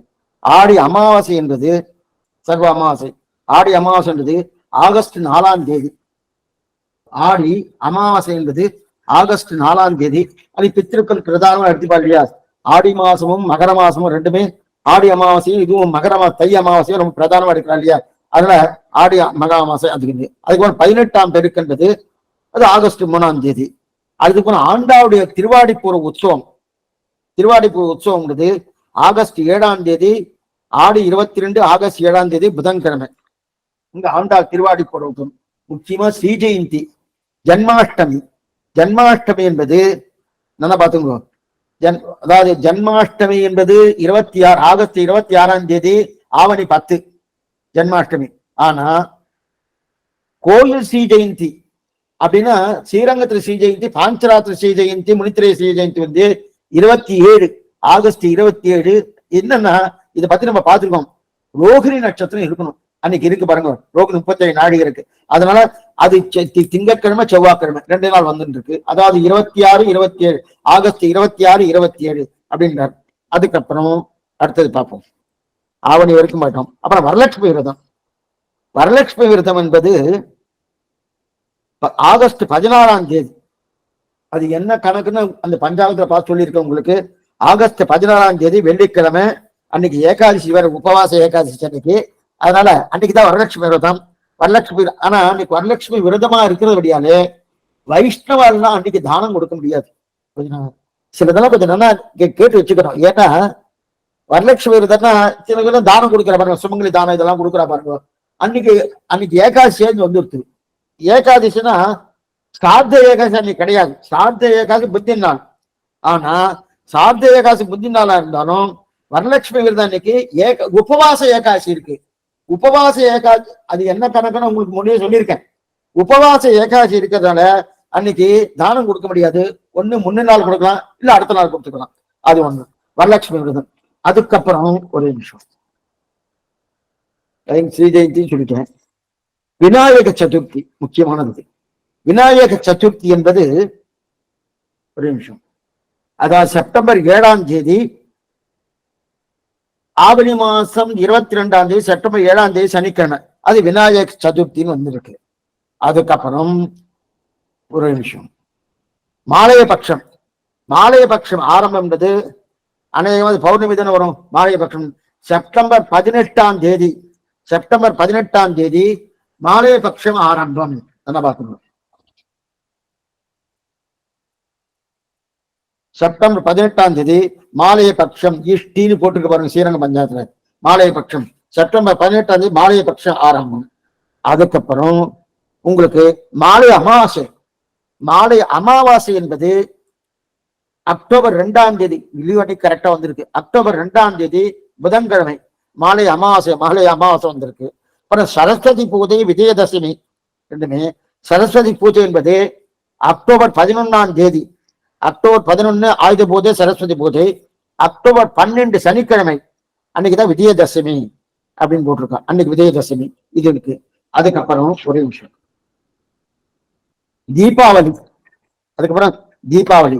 தீபாவளி என்பது ஒரு நிமிஷம் 31ஆம் தேதி, அக்டோபர் 31ஆம் தேதி வியாழக்கிழமை தீபாவளி. அதுக்கு அடுத்த நாள் தான் அமாவாசை. தீபாவளி அமாவாசை ரெண்டு ஒரே நாள் வரல. தீபாவளி பிரதான சதுர்தசி தான். இருந்தாலும் சில பேருக்கு அமாவாசை அன்னைக்கு வந்துடும். ஆனா இந்த வாட்டி அமாவாசை தனியா வந்திருக்கு. அதனால அதனால கௌரி பூஜை அடுத்த நாள் தான். கேதார கௌரி விரதம் அடுத்த நாள் தான், தீபாவளி அடுத்து. அதுக்கப்புறம் ஒரே நிமிஷம், ஒவ்வொன்றும் உங்களுக்கு என்ன சொல்ல முடியுமோ சொல்லிடுறேன். அதுக்கப்புறம் உங்களுக்கு சந்தேகங்கள்லாம் தாராளமா கேட்கலாம். என்னென்ன சந்தேகம் உண்டோ அத்தனையும் கேட்கலாம். ஒரே நிமிஷம் முடிச்சு விடுறேன். அப்புறம் மணவாள மாமுடைய திருநட்சத்திரம் நவம்பர் 5, தீபாவளி நடுவிலே அது வரும். நவம்பர் 5ஆம் தேதி மணவாள மாமுடைய திருநட்சத்திரம், அதாவது ஐப்பசி 19 அது மணவாள மாமுடைய திருநட்சத்திரம் அது வந்துருது. அதுக்கப்புறம் ஒரு நிமிஷம், ஐப்பசி கார்த்திகை. கார்த்திகையில கைசிகை ஏகாதசி. காய்சிகை ஏகாதசிக்கு பாஞ்சார்த்த தீபம், அதாவது கார்த்திகை தீபம், இதெல்லாம் எப்படின்னா கடைசி நாள் வருது. கடைசியில், அதாவது கைசிகை ஏகாதசி என்பது டிசம்பர் 11ஆம் தேதி தான் கைசிகை ஏகாதசி. கார்த்திகை மாசம்தான். கார்த்திகை 26 கைசிகை ஏகாதசி. அதுக்கப்புறம் திருவங்கியாழ்வார் திருநட்சத்திரம் 13ஆம் தேதி திருவங்கியாழ்வார் திருநட்சத்திரம். அதுக்கப்புறம் இன்னொன்னு என்னன்னா பாஞ்சாத்திர தீபம், அதாவது கோயில் தீபம். பாஞ்சரா தீபம்னா வைஷ்ணவாளுக்கு தீபம். ஆனா இவாளுக்கெல்லாம் அதுக்கு முந்தின நாள் தீபம். பாஞ்சராத்திர தீபம் என்னைக்குன்னா 15 டிசம்பர் 15 கடைசி நாள். கார்த்திகை கடைசி நாள் கார்த்திகை 30ஆம் தேதி, டிசம்பர் 15ஆம் தேதி பாஞ்சராத்திர தீபம், கோயில் திருக்கார்த்திகை. அதனால என்ன ஆகும்னா வைகுண்ட ஏகாதசி தள்ளி போயிடும், ஜனவரிக்கு வந்துடும். அந்த மாதிரி இருந்ததுன்னா வைகுண்ட பாருங்க, கைசிகை ஏகாதசி என்னைக்கோ அதுல இருந்து ஒரு 30 நாள் கழிஞ்சதான் வைகுண்ட ஏகாதசி வரும். கைசிகை ஏகாதசி டிசம்பர் 11 வந்துட்டோம். அதுக்கப்புறம் வைகுண்ட ஏகாதசி பாருங்க, ஒரு நிமிஷம். வைகுண்ட ஏகாதசி ஒரே நிமிஷம், திருவாய்மொழி திருநாள், ஒரே நிமிஷம். இதுல கார்த்திகை மார்கழி ஹனுமத் ஜெயந்தி மார்கழி. வைகுண்ட ஏகாதசி என்பது அதாவது ஜனவரி 10ஆம் தேதி. இப்ப டிசம்பர் 11ஆம் தேதி கைசிக ஏகாதசி இருந்தது. அது ஒரு மாதம் போகும் சொன்னோம். அதே ஜனவரி 10ஆம் தேதி வைகுண்ட ஏகாதசி. ஒரே நிமிஷம். இதுல என்ன போடுவா? ஸ்ரீரங்க பஞ்சாங்கத்துல ஸ்ரீரங்கத்துல என்ன போடுவானா, திருவாய்மொழி திருநாள்னு போடுவா. திருவாய்மொழி திருநாள், திருவாசல், திருவாழ்மொழி திருவாள்னு போடுவா வைகுண்ட ஏகாதசி. அதுக்கப்புறம் இது அங்க இருக்கு. அதுக்கு முன்னாடி இது அனுமத் ஜெயந்தி. அனுமத் ஜெயந்தி என்பது ஒரு விஷயம். அனுமத் ஜெயந்தி 30ஆம் தேதி, டிசம்பர் 30ஆம் தேதி, அதாவது மார்கழி மாசம் 15 டிசம்பர் 30ஆம் தேதி திங்கட்கிழமை அனுமத் ஜெயந்தி. அன்னைக்குதான் சர்வ அமாவாசை அன்னைக்குதான். அதற்கு மேற்கொண்டு தை மாசம் மகர சங்கராந்தி. மகர சங்கராந்தி பொங்கு பானை எப்ப வைக்கணும்னு ஏற்கனவே சொல்லிட்டேன். அதுக்கப்புறம் தைப்பூசம் என்பது அன்னைக்கு. இந்த இல்லைன்னா தைப்பூசம் 2ஆம் நாள் வந்துடுது. அன்னைக்கு கனு அன்னைக்கு தைப்பூசம். நல்லா பாருங்க, தைப்பூசம் நல்ல நாள். ஆனா சங்கராந்திலிருந்து 3 நாட்கள் கரிநாள்னு அர்த்தம். சங்கராந்திலிருந்து 3 நாள் கரிநாள். தைப்பூசம் நாள் நல்ல நாள்னு பேரு. ஆனா அன்னைக்கு கரிநாளா இருக்கு. சுபகாரியம் பண்ண முடியாது. இருக்கட்டும். அதுக்கு தான் சொன்னோம்னா அப்ப உத்தராயண புண்ணிய காலம் கரிநாள், தைப்பூசம், மாட்டு பொங்கல் எல்லாம் அன்னைக்கு வந்துடுது. அதுக்கப்புறம் இன்னொன்னு சொல்றேன், ரதசப்தமி. ரதசப்தமி என்பது பிப்ரவரி 4ஆம் தேதி. பிப்ரவரி 4ஆம் தேதி செவ்வாய்க்கிழமை ரதசப்தமி அப்படின்ட்டாங்க. மார்கழி, தை, திருவாய்மொழி தை. அதுக்கப்புறம் ஆழ்வார் திருவடி தொடர். ஆழ்வார் திருவடி தொடர் என்பது ஜனவரி 19ஆம் தேதி ஆழ்வார் திருவடி தொடர். ஜனவரி 19ஆம் தேதி ஆழ்வார் திருவடி தொடர் தான். ஆழ்வார் மோட்சம் சொல்லுவார் இல்லையா, அந்த ஆழ்வார். அதுக்கப்புறம் ஏற்பா சாத்து. அதுக்கப்புறம் ஸ்ரீரங்க உற்சவம்லாம் அதை போட்டிருக்கா. அது நமக்கு தேவையில்லை. அதுக்கப்புறம் ஒரு நிமிஷம், மாசி மாசம். ஒரு நிமிஷம் முடிஞ்சதுக்கு அப்புறம் உங்களுக்கு டைம் கொடுத்துடுறேன். நீங்க தாராளமா கேட்கலாம். ரத்த சப்தமி சொல்லிட்டேன். மாசி மாசம் மாசி மகம். மாசி மகம் இருக்கு. மகா சிவராத்திரி. இது நமக்கு தெரியணும்.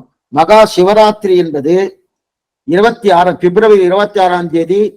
அதாவது மாசி மாசம் 14 பிப்ரவரி 26ஆம் தேதி மகா சிவராத்திரி.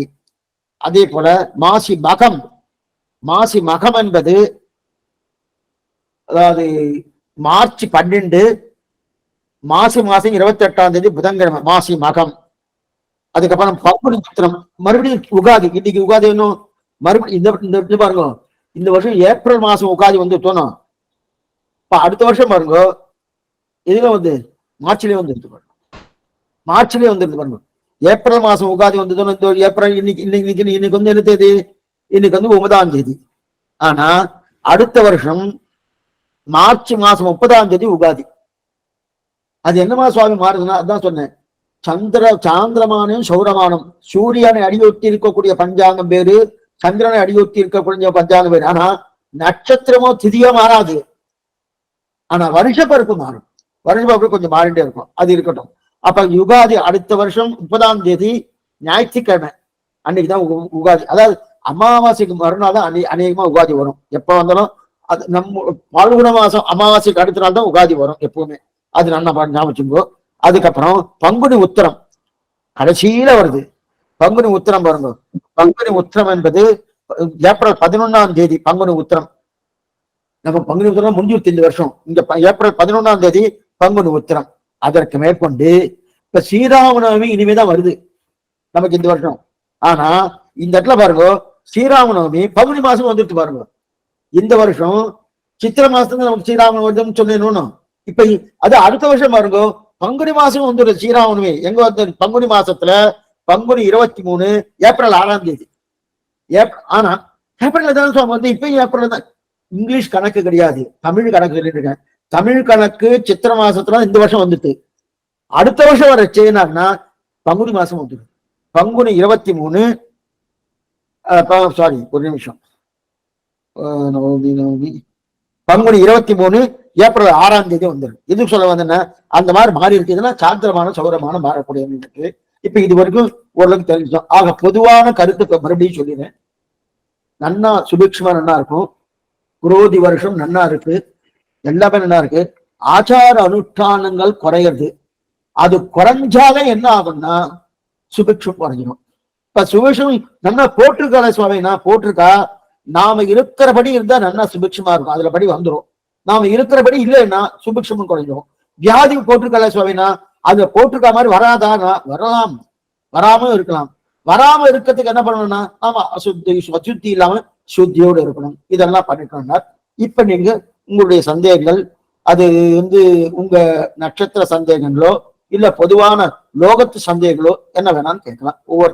ஒவ்வொருத்தர எல்லாரும் மியூட் பண்ணிடுங்க, ஒவ்வொருத்தர் தனித்தனியா கேளுங்க ப்ளீஸ்.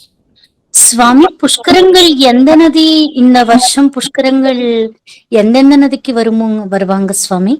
புஷ்கரங்களா? ஆமா சுவாமி, நதி புஷ்கரன். புஷ்கராலா? புஷ்கரால் மாமி சுவாமி.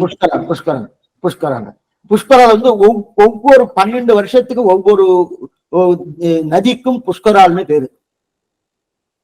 ஒவ்வொரு அதான் அதுக்கு ஒவ்வொரு 12 வருஷத்துக்கு அது வந்துட்டு இருக்கும். இந்த வருஷம் எங்கெங்க வருதுன்னு பார்க்கணும், அது இனிமேதான் பார்க்கணும், பார்த்துதான் சொல்லணும். சொல்லுங்க, கேட்கறது புரியுறதா? புரியாச்சு சுவாமி, தன்யவாதங்கள், ரொம்ப தன்யவாதங்கள். அடியன் சுவாமி, ஒரு சின்ன சந்தேகம். இப்போ ஒரு நல்ல நாள் இருக்கு, எல்லாமே அமைஞ்சிருக்கு, கரிநாள் அப்படிங்கும்போது ஒரு தடவை எங்க ஆத்துல வாத்தியார் அதை நான் இது பண்ணி கொடுத்தார். கரிநாள் ஸ்ரீ வைஷ்ணவனுக்கு கரிநாள் எங்க ஏது அப்படின்னு கேள்வி கேட்டார். அது அப்ப என்ன பண்றது அப்படின்ட்டு ஒரு டவுட் வந்தது. இப்ப ஜோசியம் பிரகாரம் அது கரிநாள இது பண்றோம். அப்புறம் வாத்தியார் சொன்னதை ஏத்துண்டு அந்த கிரகப்பிரவேசத்தை பண்ணோம்.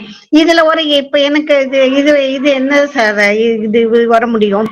எல்லாமே நல்லா இருந்தது நாள். ஆனா அது பாக்கெட்ல கரிநாள் இப்ப வீட்டுல இருக்கவால கரிநாள்ல பாத்துட்டான்ட்டா. ஆத்து வாத்தியார் தப்பு பண்ண மாட்டேன்னு நான் எங்க ஆத்து மாமா கேட்க மாட்டேன்ட்டு, நீங்க டவுட் இருந்தா கேளுங்கன்னார். சரின்ட்டு கேட்டோம். அப்பா வாத்தியார் என்ன சொன்னார், கரிநாள ஜெனரலா ஸ்ரீ வைஷ்ணவன் ஏத்துக்கிறது இல்ல அப்படிங்கிறாரு சுவாமி. கரெக்டா? கரிநாள் அப்படின்ட்டார். அந்த கரிநாள் அன்னைக்கு என்ன நட்சத்திரம் இருந்தது, என்ன திதி இருந்தது அன்னைக்கு? அதெல்லாம் நல்லா இருந்தது, எல்லாமே நல்லா இருந்தது. ஆனா அந்த பிராக்கெட் கரிநாள்னு போட்டுட்டா. அப்ப இவெல்லாம் கரிநாள்ல இது பண்ணிட்டா அப்படின்ட்டா. அப்புறம் கேட்க வாத்தியார் நல்ல விஷயம் தெரிஞ்சுவார், அவர்கிட்ட கேட்கவும் பயமா இருந்தது. ஆனாலும் சரி, எல்லாரும் எங்க சொல்றாள்னா சரி என்ன குழப்பத்தை தீர்த்துப்போம் அப்படின்ட்டு கேட்டேன்.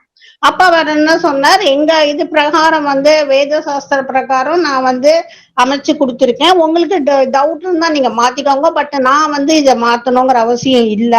ஏன்னா ஸ்ரீ வைஷ்ணவனுக்கு கரிநாள் கிடையாது, நீங்க ஸ்ரீ வைஷ்ணவன் தானே அப்படின்னு வேற ஒரு கேள்வியை கேட்டாரா.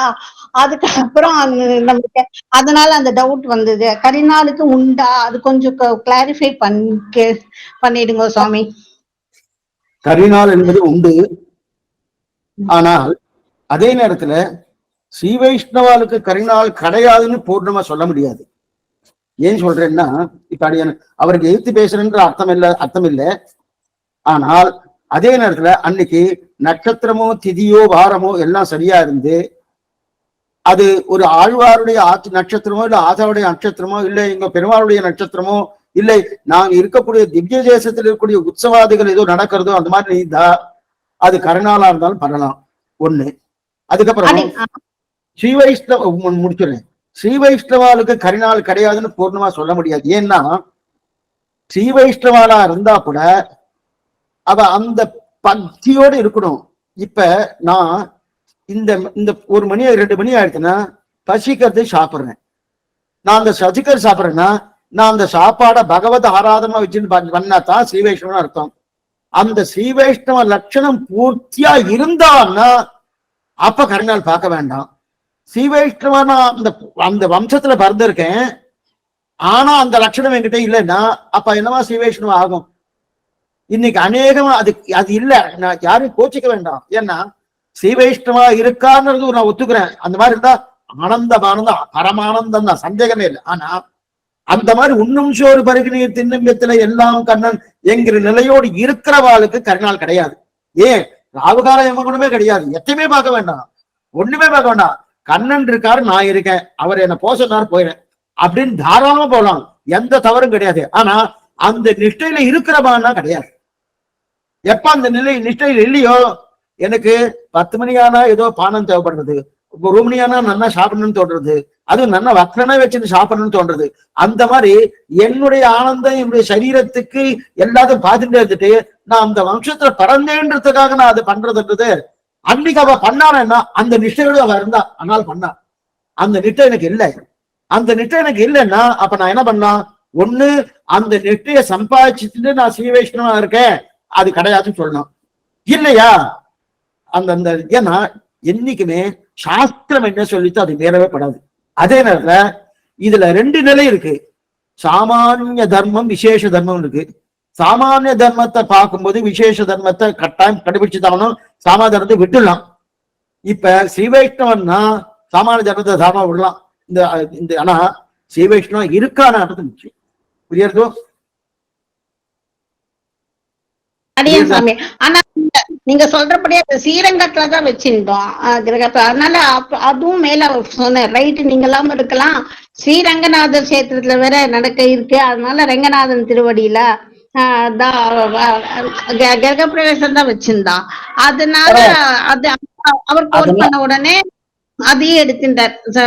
ரங்கநாதரை மேற்கோட் கொண்டு ரங்கநாதர் கஷேத்திரத்துல நடக்கிறதுனால நீங்க சொன்ன இல்லையா, நல்ல நாள் அந்த திதி அதுல எக்ஸெப்ஷன் இருக்கு அப்படின்ட்டு, அதுவா கூட இருந்திருக்கலாம் சுவாமி. இதையே சில பேர் என்ன தவறா எடுத்துட்டு பிரபன்னா சார்த்தம்லாம் கிடையாது, பண்ண வேண்டாம், அதெல்லாம் அதை கடந்து வந்தவா அப்படின்னு ஒரு பிராபகண்டான பண்ணிட்டே இருக்கா. ரொம்ப தவறு அது. பிரபன்னாலும் சிவைஷ்ணவா, சிவ சரணாகதி நிட்டர்களுக்கு அதெல்லாம் சார்த்தம் பண்ண வேண்டிய அவசியம் இல்லை, அதெல்லாம் தாண்டினவான்னு. அப்ப அந்த பிரபன்னா அதே ஆள் நம்மாழ்வார் போல இருக்கணும், இருக்கிறவாளுக்கு கிடையாது. இப்ப நம்மாழ்வார் என்ன பண்ணார்? ஒண்ணும் பண்ண. அவர் சாப்பிட்டாரா, இதா பண்ணாரா, ஏதாவது சார்த்தம் பண்ணாரா? ஒண்ணும் பண்ண. அந்த மாதிரி நான் இருந்தேன்னா அப்ப நான் எதுவும் பண்ண வேண்டாம். ஆனா அந்த நிலையை மட்டும் எடுத்துக்கிறாளே தவிர அவரை மட்டும் இருக்க மாட்டேங்கிறா, அதுதான் தவறு. அதனாலதான் சொன்னேன், பிரபன்னால் அதே போல ஸ்ரீவைஷ்ணவா அந்த லட்சணத்தோட இருக்கிறவாளுக்கு தான் அது அப்ளிகபிள். நான் அந்த வம்சத்துல பறந்தேன்றதுக்கு அதை அப்ளிகபிள் பண்ண முடியாது. டாக்டருடைய பிள்ளையா இருக்க நானும் டாக்டர், ஆனா டாக்டர் படிக்கல, அந்த மாதிரி இருக்குது.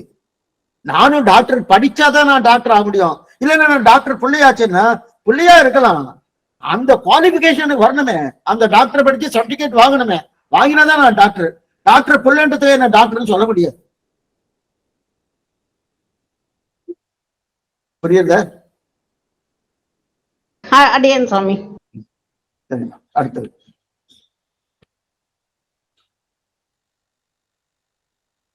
அடியேன் சுவாமி. சொல்லுங்கம்மா.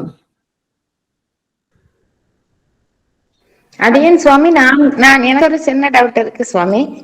சுவாமி, இங்க இது ராமர் மடத்துல எங்களுக்கு இது பண்ணுறா, ராதா கல்யாணம் பண்ண போறா. ஆனா அன்னைய நாள் அஷ்டமியில வருது சுவாமி. அன்னைய நாள்ல பண்ணலாமா? அன்னைக்கு அஷ்டமி, அவ பண்ற நாள்ல அஷ்டமி, அப்படி இருந்தா பண்ணலாமா?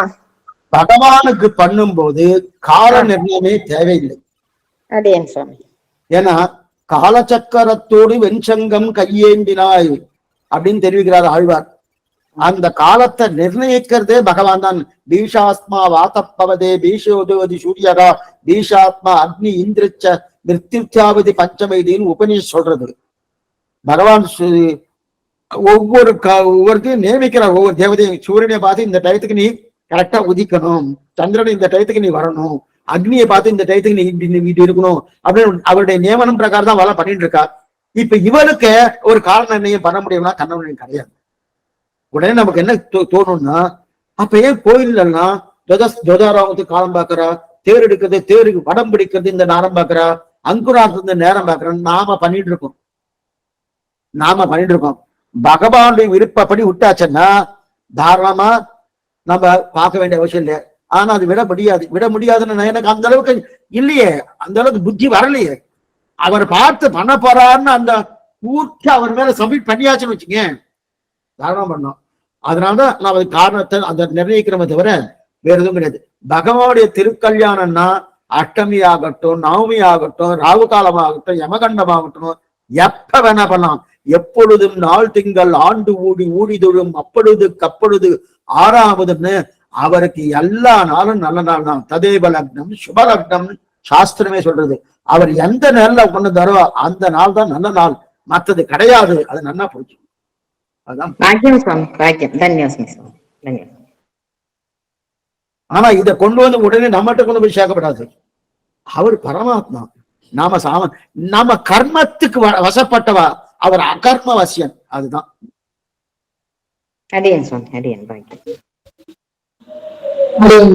சுவாமி ஒரு சின்ன இப்போ நீங்க சொன்ன பகவானுக்கு பார்க்க வேண்டாம், ஆனா நம்ம பகவானுக்கு கொடுக்குற அந்த இது, இப்போ ஃபார் எக்ஸாம்பிள் குழந்தைக்கு முடியறது, பெருமாள் சன்னதிக்கு போறது, அதெல்லாம் அந்த அஷ்டமி நவமி இதெல்லாம் பார்க்கணுமா இல்ல வேண்டாமா? கொஞ்சம் எக்கோ அடிக்கிறதுமா நீங்க பேசுறது. எக்கோ அடிக்கிறது சரியா கேட்க மாட்டேன்றது. சுவாமி இப்ப கேக்குறதா? நானா கேக்குறது சொல்லுங்க. இல்ல இப்போ பகவானுக்கு நம்ம இப்போ வேண்டிக்கிறோம் இல்லையா, இப்போ குழந்தைக்கு முதல்ல முடி இறக்குறது, இப்போ ஃபார் எக்ஸாம்பிள் திருப்பதிக்கு போகணும், முடி காணிக்க கொடுக்கணும், அதே மாதிரி வேற கோவிலுக்கு போகணும், பெருமாள் சேவிக்கணும், அதுக்கெல்லாம் இந்த அஷ்டமி நவமி இதெல்லாம் பாக்குறதா, ராகுகாலம் யமகண்டம் இதெல்லாம் பாக்கணுமா இல்ல வேண்டாமா? ஏன்னா இப்ப எங்காத்துல ஒரு இதுல குழந்தைக்கு முடிய இறக்கும் போது பெருமாளுக்கு பண்றதுக்கு இது அஷ்டமினா நவமினா ராகுகாலம் யமகண்டம் அதெல்லாம் பார்க்க வேண்டாம் அப்படின்ற மாதிரி சொன்னா கரெக்டா தெரிஞ்சுக்கலாம்னு கேக்குறேன் சுவாமி. கட்டாயம் நம்ம குழந்தைக்கு பண்றதுன்னா நேரம் பார்க்கணும், அஷ்டமி பார்க்கணும், நல்ல நாள் பார்க்கணும். ஏன்னா இது மனுஷனுக்கு பண்றோம், பகவானுக்கு பண்ணும் போதுதான் பார்க்க வேண்டிய அவசியம் இல்லை. இப்ப என் குழந்தைக்கு நான் பண்றேன்னா நான் நிச்சயமா 4 நட்சத்திரம் பார்த்துதான் ஆகணும், பார்க்காம பண்ண முடியாது. பார்க்காம பண்ண முடியாது. அந்த அஷ்டமி இல்லாம தான் பண்ணணும், நவமி இல்லாம தான் பண்ணணும். அதுக்கு இந்தந்த நாள் குடிச்சிருக்கா இல்லையா, அதுக்கு எந்த நல்ல நாளோ அதுக்குண்டான வாத்தியார் இருப்பாரு, அவர்கிட்ட கேட்டுட்டு அந்த நல்ல நாள் பண்ணித்தாகணும். ஆனா அஷ்டமி நவமி கிடையாது, எனக்கும் கிடையாதுன்னு சொல்ல முடியுமான்னா கிடையாது. அதான் இப்ப நான் அந்த மாதிரி சொன்னேன், அஷ்டமி நவமி வேண்டாம், முடி இறக்கிறதுக்கு நல்ல நாள் பார்த்துக்கலாம் அப்படின்ட்டு. அதே மாதிரி அது வெள்ளிக்கிழமை வேண்டாம் அப்படிலாம் சொன்னேன், அதெல்லாம் ஒண்ணும் கிடையாது அப்படின்ற மாதிரி சில பேர் சொன்ன ஆத்துல. அதான் கரெக்டா தெரிஞ்சுக்கலாம். நல்ல நாள் பார்க்கணும். நாள் பண்ணுவதை நல்லவர்கள் பண்ண மாட்டான்னு ஒரு வாக்கியம் இருக்கு. அதுக்கப்புறம் இன்னொரு சின்ன இது, இப்போ எக்ஸாம் போது இப்ப நான் எல்லாத்தையும் பார்த்து பண்ணணும்னு நினைப்பேன். ஆனா சில டைம் இந்த எக்ஸாம் டைம் அந்த மாதிரி எல்லாம் வரும்போது இந்த ராகுகால யமகண்டம் ஆத்துல இருந்து கிளம்புறது இதெல்லாம் கொஞ்சம் பார்க்க முடியலையே சுவாமி, அதுக்கெல்லாம் என்ன பண்றது? வேற ஏதாவது பண்ண முடியுமா? எல்லா விஷயத்துக்குமே 4 நட்சத்திரம் பார்த்துட்டு இருந்தா வாழ்க்கையே ஓடாது. எல்லா காலத்தெல்லாம் எழுந்துக்கிறேன், பல் தேய்க்கிறதுக்கு ஒரு நல்ல டைம் பார்க்கலாமா, குளிக்கிறதுக்கு நல்ல டைம் பார்க்கலாமா?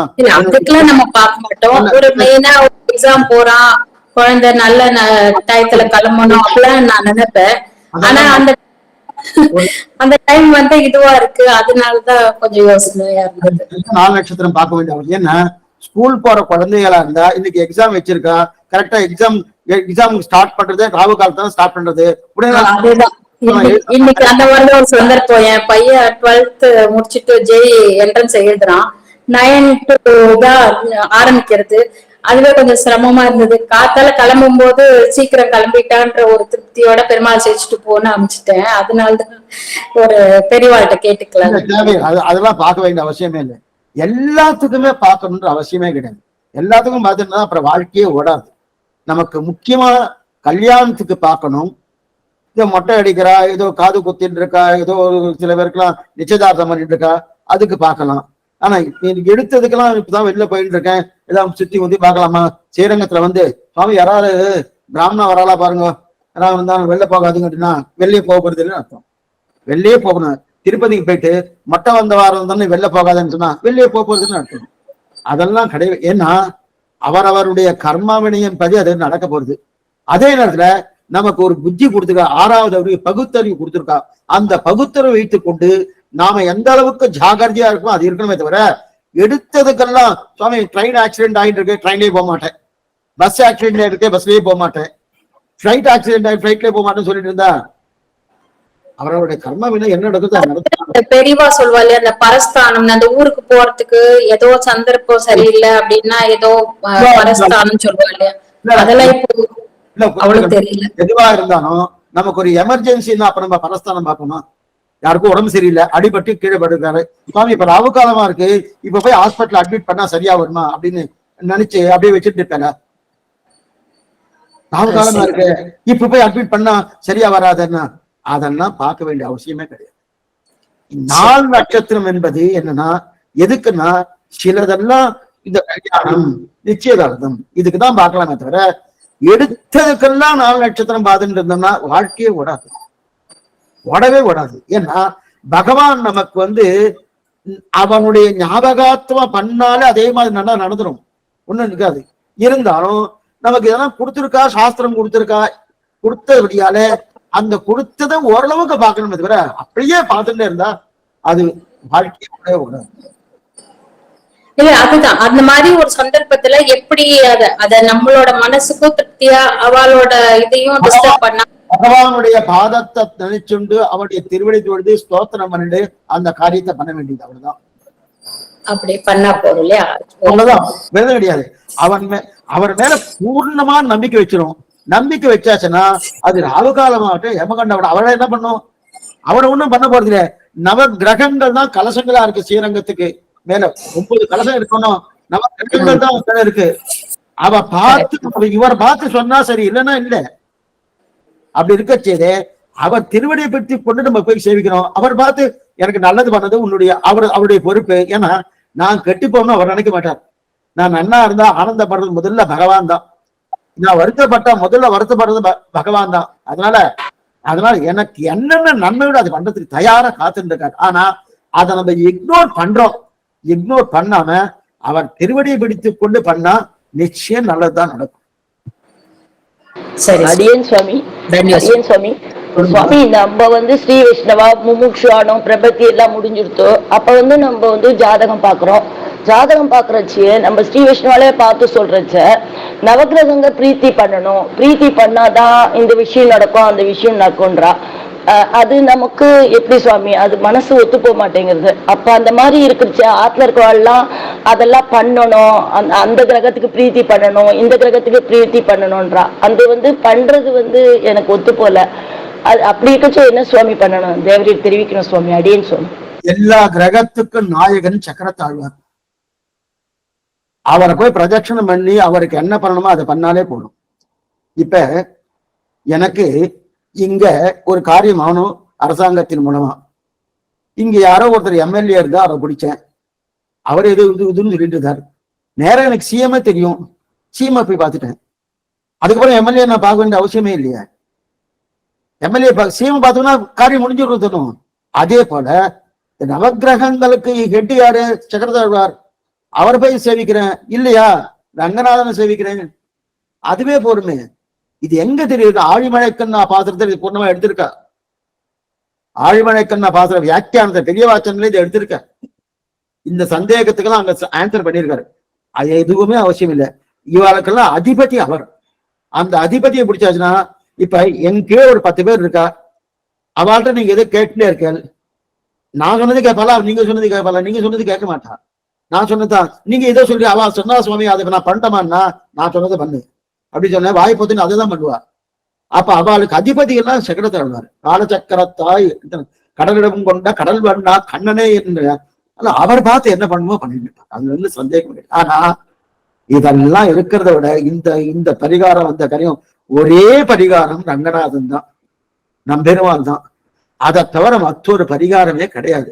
அவரை பார்த்து பண்ணினாரா, அவர் ஒரு தலையாட்ட கூட வேண்டாம், அவரை பார்த்து இவன் நம்மவன் அப்படின்னு ஒரு அபிமானம் ஒரு பட்டார, மற்ற கிரகங்கள்லாம் எங்க போகும்னு தெரியாது, எங்க போகும்னு தெரியாது. அந்த எண்ணம் நமக்கு வர மாட்டேன்றது. வராத எப்படியால இவா போலாமா அங்க போலாமா அங்க போலாமா அங்க போலாமா எதுவுமே தேவையில்லை. இருக்கவே இருக்காரு. அவர் இருக்காரோ அவர் திருவிடை பத்தியாச்சுன்னா என்ன சுவாமி, மத்த எதுவும் கெட்டக்கே வராது, வரத்துக்கு வாய்ப்பே கிடையாது. புரியுறதும் தன்யோஸ்மி சுவாமி. அடியேன் சுவாமி. நமஸ்காரம். திருச்சியில இருந்து பேசுறேன். நமஸ்காரம் அடியேன். சொல்லுங்கம்மா. இந்த வீடு ஒண்ணு நாங்க வாடகை வீட்டுலதான் இருக்கோம். சரி. திருப்பி வீடு ஷிஃப்ட் பண்ணலாம் அப்படின்ட்டு பார்த்துட்டு வந்து இது பண்ணிட்டோம். 15ஆம் தேதி பால் காய்ச்சதா இருந்தோம். ஒரு அசம்பாவிதம் ஆயிடுச்சு எங்க மாமா பொண்ணு. அதுக்கப்புறம் என்னைக்கு நாள் இருக்குன்னு கொஞ்சம் சொன்னா சௌரியமா இருக்கும். அதுதான் உத்திர நட்சத்திரம், அவருக்கு திருவோணம். 4 நட்சத்திரமா? அது பால் காய்ச்ச மட்டும் நான் அது நாள் பார்க்கணும். அதெல்லாம் இதுல கேட்க முடியாதுமா.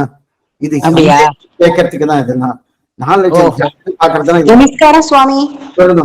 சுவாமி நமஸ்காரம். இப்போ இந்த நாள் டிவி அத பத்தி எல்லாம் சொன்னோம் இல்லையா? இப்போ டெய்லியே இந்த 12 மணி அபிஜித் முகூர்த்தம் சொல்றா இல்லையா? அந்த டைத்துல என்ன பண்ணாலும் எதுவுமே பார்க்க வேண்டாம் அப்படிங்கிற, அது உண்மையா? கரெக்ட். அது மாதிரி மார்னிங் டயத்திலையும் உதயாதி நாளிகைக்கு முன்னாடி பிரம்ம முகூர்த்தம் சொல்றா இல்லையா? அந்த வேளையில என்ன பண்ணாலுமே, எந்த நாளா இருந்தாலுமே, கணபதி ஹோமம் ஆகட்டும், எதுவுமே அப்படி பண்ணிக்கலாம் மாதிரி சொல்றாளே, அது நிஜம்தானா சுவாமி? பிரம்ம முகூர்த்தமும் அபிஜித் முகூர்த்தமும் அது அஷ்டமி நவமியா இருந்தா கூட, கரிநாளா இருந்தா கூட, அந்த முகூர்த்த காலத்துல எந்த விதமான தோஷமும் கிடையாது. எந்த விதம் தோஷம் தாராளமா பண்ணலாம். சுவாமி அடியேன் சுவாமி. சுவாமி நீங்க சொல்லிருந்தீங்க சுவாமி, ஆச்சாரமோ அனுஷ்டானமோ குறையக்கூடாது, அது நல்லபடியா போயிட்டு இருந்ததுன்னா லோகம் சேமமா இருக்கும்னு சொன்னீங்க சுவாமி. அதை எப்படி சுவாமி ஆண்களும் சரி பெண்களும் சரி எந்த அளவுல அதை கடைபிடிக்கணும் அப்படின்றத கொஞ்சம் அடியேன் கொஞ்சம் உணர்த்தணும் சுவாமி. அடியேன் சுவாமி. பார்த்தால பிரம்ம முகூர்த்தத்துல எழுந்துக்கணும். பிரம்ம முகூர்த்தத்துல எழுந்துக்கணும்னா குறைச்சிட்டு 4ல இருந்து 4:30 மணிக்கு எழுந்துக்கணும். எழுந்துக்கணும் ராத்திரி சீக்கிரமா படுத்துக்கணும். 9:30க்கெல்லாம் படுத்துடணும். 10 மணிக்குள்ள படுத்துடணும். சுவாமி 9:30 10 மணிக்கு படுத்துக்கு 4:30 மணிக்கு என்னவா சுவாமி இதுக்குன்னா 6 மணி நேரம் தூக்கம் தாராளமா போடும். அதுக்கு மேல இதுக்கு ரெஸ்ட் கொடுக்க வேண்டிய அவசியமே கிடையாது. 6 மணி நேரம் தாராளமா போடும். எழுந்தாச்சுன்னா அப்பவே உங்களுக்கு சத்துவகுணம் வந்துடும். காத்தால பிராம முகூர்த்தம் என்ன தெரியுமா? சத்துவகுணம் பூர்த்தியா இருக்கும். சத்துவகுணம் இருந்தாலே உங்களுக்கு நல்ல எண்ணங்கள், நல்ல சிந்தனை வந்துடும். சிந்தனை வரைச்சே உங்களுக்கு சுறுசுறுப்பு வந்துடும். அந்த காத்தால இந்த காத்து இருக்கே, அந்த காத்து ஆக்சிஜன் நிறைய இருக்கும். காத்தால காத்து, அதான் காத்து மார்னிங் வாக்கிங் போறா பாருங்க, அது மரத்து வழியா போனோம்னா ரொம்ப நல்லது. அப்படி இருக்கிறதே ஆக்சிஜனா இருக்கும். அது ஒண்ணு. அப்ப எழுந்த உடனே நம்மளுடைய டே டு டே ஆக்டிவிட்டிஸ் நித்திய கர்மாக்கள், அது போறது இதெல்லாம் போறது அதெல்லாம் முடிச்சுட்டு, அதுக்கப்புறம் 6 மணிக்குள்ள சூரிய உதயத்துக்கு முன்னாடி குளிச்சுட்டு அதுக்கப்புறம் மேற்கொண்டு பெண்களா இருந்தா அது அடுப்புல போய் என்னென்ன பத்து வைக்கணும், எது பண்ணணும் அதெல்லாம் பண்ணிட்டு குளிச்சுட்டு இதெல்லாம் பண்ணிட்டு தான் இதுதான் ஆச்சாரம். பண்ணிட்டு பகவானுக்கு நமக்கு தெரிஞ்ச மந்திரம் ஒண்ணும் இல்லையா, ஒண்ணும் இல்ல எனக்கு ஒண்ணுமே தெரியல சுவாமி, நீரா பார்த்து ஏதோ பண்ணிருக்கேன், நீ சாப்பிடு அப்படின்னு என்ன சாப்பிடணும் அதான் சாப்பிடணும். கண்டதை சாப்பிடக்கூடாது. எதெல்லாம் சாஸ்திரம் தள்ளி இருக்கோ, கலைஞர்ன பக்ஷியன்னு சொல்லியிருக்கு, உள்ளி புண்டி வெங்காயம் கூடாதுன்னு சொல்லியிருக்கு, அதெல்லாம் சேர்க்காம நிறைய கரிகாய்கள் இருக்கு. அந்தந்த கரிகாயெல்லாம் சேர்த்து பெருமாளுக்கு கண்ட்ரோல் பண்ணிட்டு அதை நம்ம சாப்பிட்டோம்னா அதை விட ஆச்சாரம் இருக்கு. ஏன்னா பகவான் திருப்தி பண்றாரு ஆச்சாரம் வருது. அப்ப அந்த வீட்டுல நல்லதொரு குடும்பம் பல்கலைக்கழகம்னா அதான் அந்த வீடு. அப்படி விடு பகவான் லட்சுமி கடாட்சம் பூர்ணமா அந்த வீட்டுல இருக்கும். வியாதியோ எதுவுமே எந்த விதமான இன்ஃபெக்ஷனுக்கோ வருவதற்கு வாய்ப்பே கிடையாது. அடியேன் சுவாமி. நன்றி சுவாமி.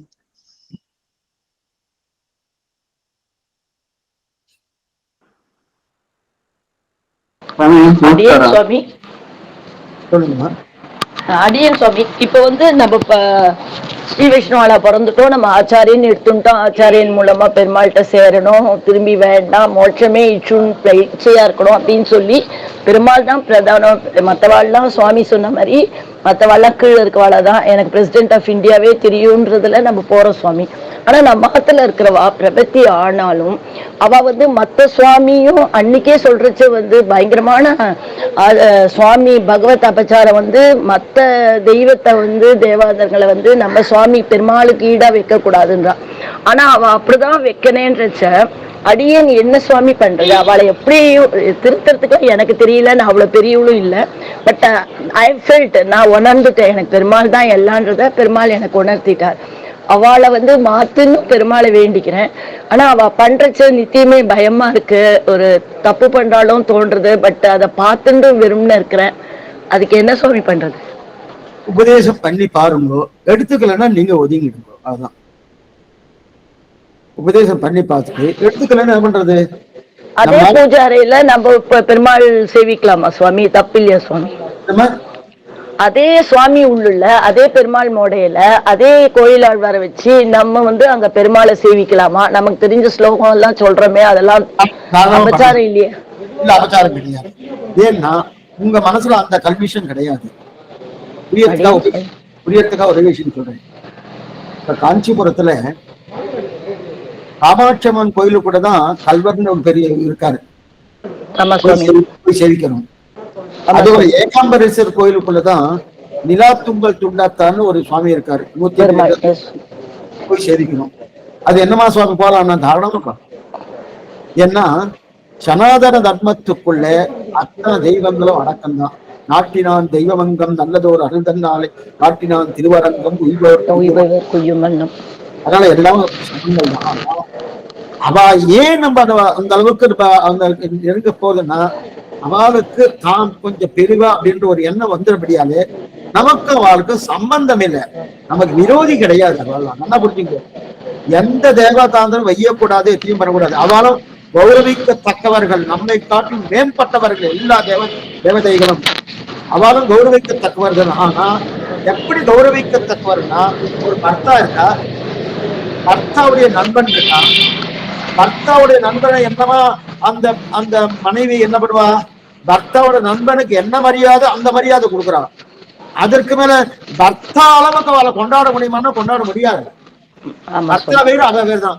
அந்த நிலையில தான் தேவதாந்தன். புரியுதா? நமக்கு பர்த்தா யாரு? ரங்கநாதன் தான். சரிங்க சுவாமி. அடியேன் சுவாமி. தன்யாஸ்மி. சுவாமி நமஸ்காரம். சொல்லுங்கம்மா.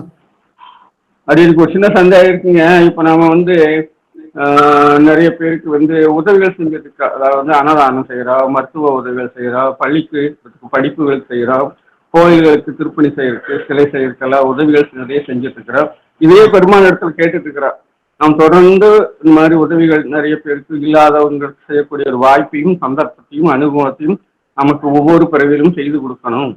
அதுதான் வேண்ட பக்தி மார்க்குமே போதும் அப்படிங்கிறத என்னோட ஒரு அபிப்பிராயம். இது சரியா தவறா? ஒவ்வொரு ஜென்மையும் இதே மாதிரி பண்ணணும்னு உங்களுக்கு அபிப்பிராயம் இருக்கா? ஆமாங்க சார். அபிப்பிராயம் இருந்தா கூட அந்த அபிப்பிராயம் கரெக்ட்னு சொல்ல முடியாது. ஏன்னா இந்த லோகத்துல பிறந்தாலே இந்த ஜென்மத்துல நான் உதவி பண்ணணும் அப்படின்ற ஒரு எண்ணம் பூர்ணமா இருக்கலாம். அதே அடுத்த ஜென்மம் இதே மாதிரி வரணும்னா அடுத்த ஜென்மம் மனுஷ பிறவின்னு யார் சொன்னா? புரியுறதா? உன்னுடைய கர்மங்களுக்கு தகுந்த அப்புறம் எந்த பிறவியனா கிடைக்கலாமே. ஏன்னா இப்ப உன்னுடைய கர்மத்துக்கு தகுந்த உனக்கு மனுஷ பிறப்பு இருந்திருக்கு. இப்ப அடுத்த ஜென்மாவும் அந்த கர்மாவும் மாறிட்டு வேற பிறவி வந்துருச்சுன்னு வச்சுக்க, அப்ப இந்த உதவி பண்ணவே முடியாது. அடுத்தது ஒரு மனுஷ ஜென்மமாவே கேட்டா கூட உன்னுடைய கர்மத்துக்கு அனுகுணமாகத்தான் அங்க உனக்கு பிறவி கொடுக்க முடியுமே தவிர நான் கேட்டதுக்காக கொடுக்க முடியுமா? கொடுக்க முடியாது. நான் ஒண்ணுமே படிக்கல, எனக்கு டாக்டர் பட்டம் வேணும்னு கேட்டேன். எனக்கு பிடிச்சிருக்க டாக்டர் பட்டம் கொடுன்னா அது என்னமா கொடுப்பாரு? அந்த படிப்பு இருந்தா தானே கொடுப்போம். அதே போல உன்னுடைய கர்மா இந்த மாதிரி இருக்கு, கர்மா இந்த மாதிரி இருக்கச்சே நீ மறுபடியும் இந்த பிறவி கொடுனா என்னவா கொடுக்க முடியும்? கொடுக்க முடியாது. இப்ப கொடுக்க முடியாதுன்னா என்ன சுவாமி பண்ணலாம்னா, இருக்கிற இந்த பிறவில என்னால எந்த அளவுக்கு பண்ண முடியுமோ பண்ணிட்டு உன்னுடைய திருவடி சேர்றேன். அதைத்தான் நம்ம பிரார்த்திக்கணும். ஏன்னா இப்ப எல்லாருக்கும் உதவி பண்ணணும். அந்த உதவி பண்ணக்கூடிய அந்த புத்தியை கொடு. எந்த விதமான தன்னலத்தை பார்க்காம நான் என்னுடைய சொந்த பணமோ இல்ல ஏதோ ஒரு பணமோ யாரோ கொடுக்குற பணமோ ஏதோ ஒண்ணு என்னால நிறைய உதவி பண்ணும். அதுக்குண்டான உடம்பு தெம்ப கொடு. நான் இருக்கிற மாதிரி உதவி பண்ணிட்டே இருக்கணும். முடிஞ்சு கொடுத்தா நீ என்ன ஐஷன் பேடு உன் திருவடியை சேர்த்துக்கோ. அதை தான் பிரார்த்திக்கும். அதுக்கு பக்தி மார்க்கமே போதுமில்லங்க. அது பக்தி மார்க்கத்திலே இருந்தா பரவாயில்லையா? அந்த பெருமாள் திருவடியில போய் சேர்ந்துக்க முடியுமா? போய் தாராளமா சேவிக்கலாம். சேவிக்கிறது என்ன இருக்கு? தாராளமா சேவிக்கலாம். நீங்க திருப்பி அடுத்த ஜென்மா அடுத்த ஜென்மா மனுஷ பிறவி வரணும் என்ன நிச்சயம்னு? இந்த மனுஷ பிறவிய எத்தனையோ லட்சம் பிறவிக்கு அப்புறம் இந்த மனுஷ பிறவி வந்திருக்கு. எல்லாருக்குமே அடியன் சொல்லிட்டு இருக்கேன், அடியனுக்கு அதேதான், கேட்கிறவாளுக்கு அதுதான். என்னமோ இதுக்கு முன்னாடி மனுஷன் இப்போ மனுஷனா இருக்கேன் அப்படின்லாம் கிடையாது. அப்படின்னு வரதுக்கு வாய்ப்பே கிடையாது. எப்போ இப்ப வந்திருக்கு, இந்த வாய்ப்பை சரியா பயன்படுத்தி கொண்டு இனிமே பிறவி வேண்டாம். அதைத்தான் நம்முடைய முன்னோர்கள் சொல்றாங்க. இனி பள்ளியோ பாம்போ தேலோ பூரானோ இல்ல பசுமாடோ மரமோ தெரியல, எதுக்கு அது வேண்டாமே, நேரம் உன் திருவிடை வந்து சேர்ந்துடுறேன்னு, அதுக்காக தான் சொல்லி. சரி சாமி, நன்றி. சந்தோஷம்.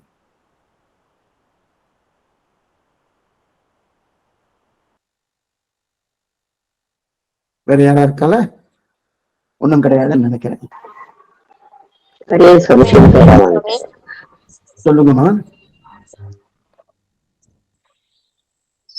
அடியேன் சுவாமி, ஸ்ரீமதே ராமானுஜாய நமக. சொல்லுங்கம்மா. அடியனுக்கு ஒரு இது விண்ணப்பம் சாமி. சுவாமி, இப்போ நானும் எங்க மாமியார் திருவடி சம்பந்தம் பண்ணிட்டோம். எங்க பர்த்தா ஒன்னும் பண்ணலைங்க சாமி. சரிம்மா.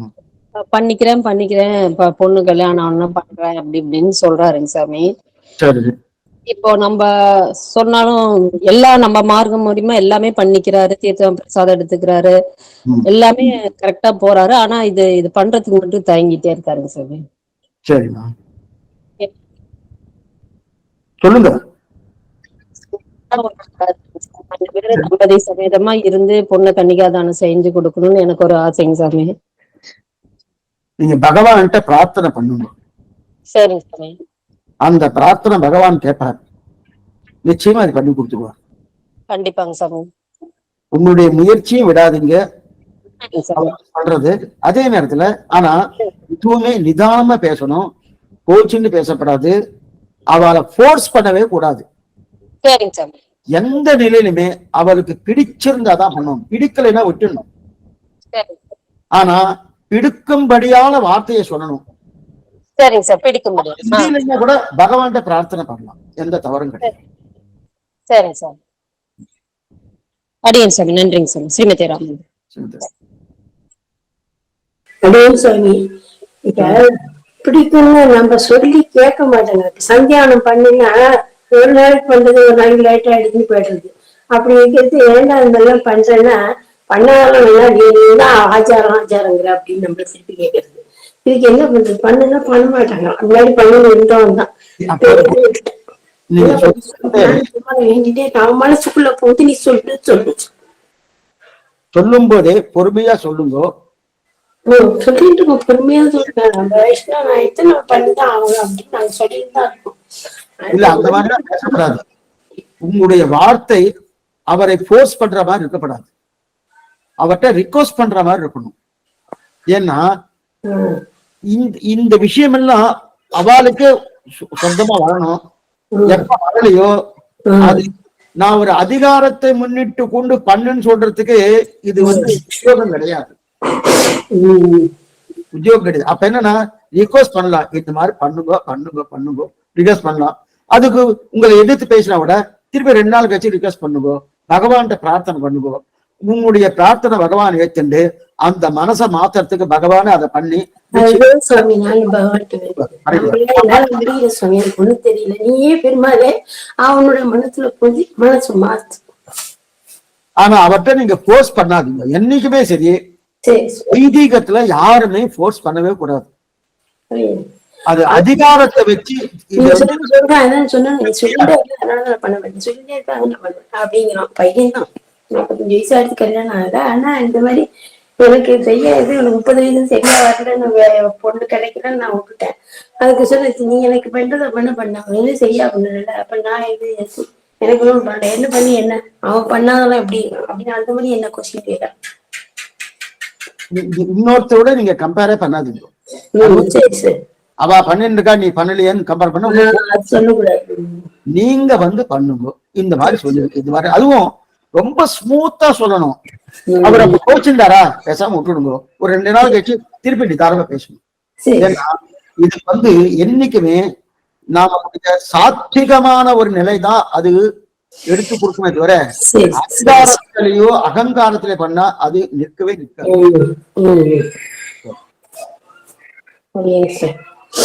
ஓகே. அடியேன் சுவாமி ஸ்ரீமதி ரமாஞ்சாய நமக. சொல்லுங்கம்மா.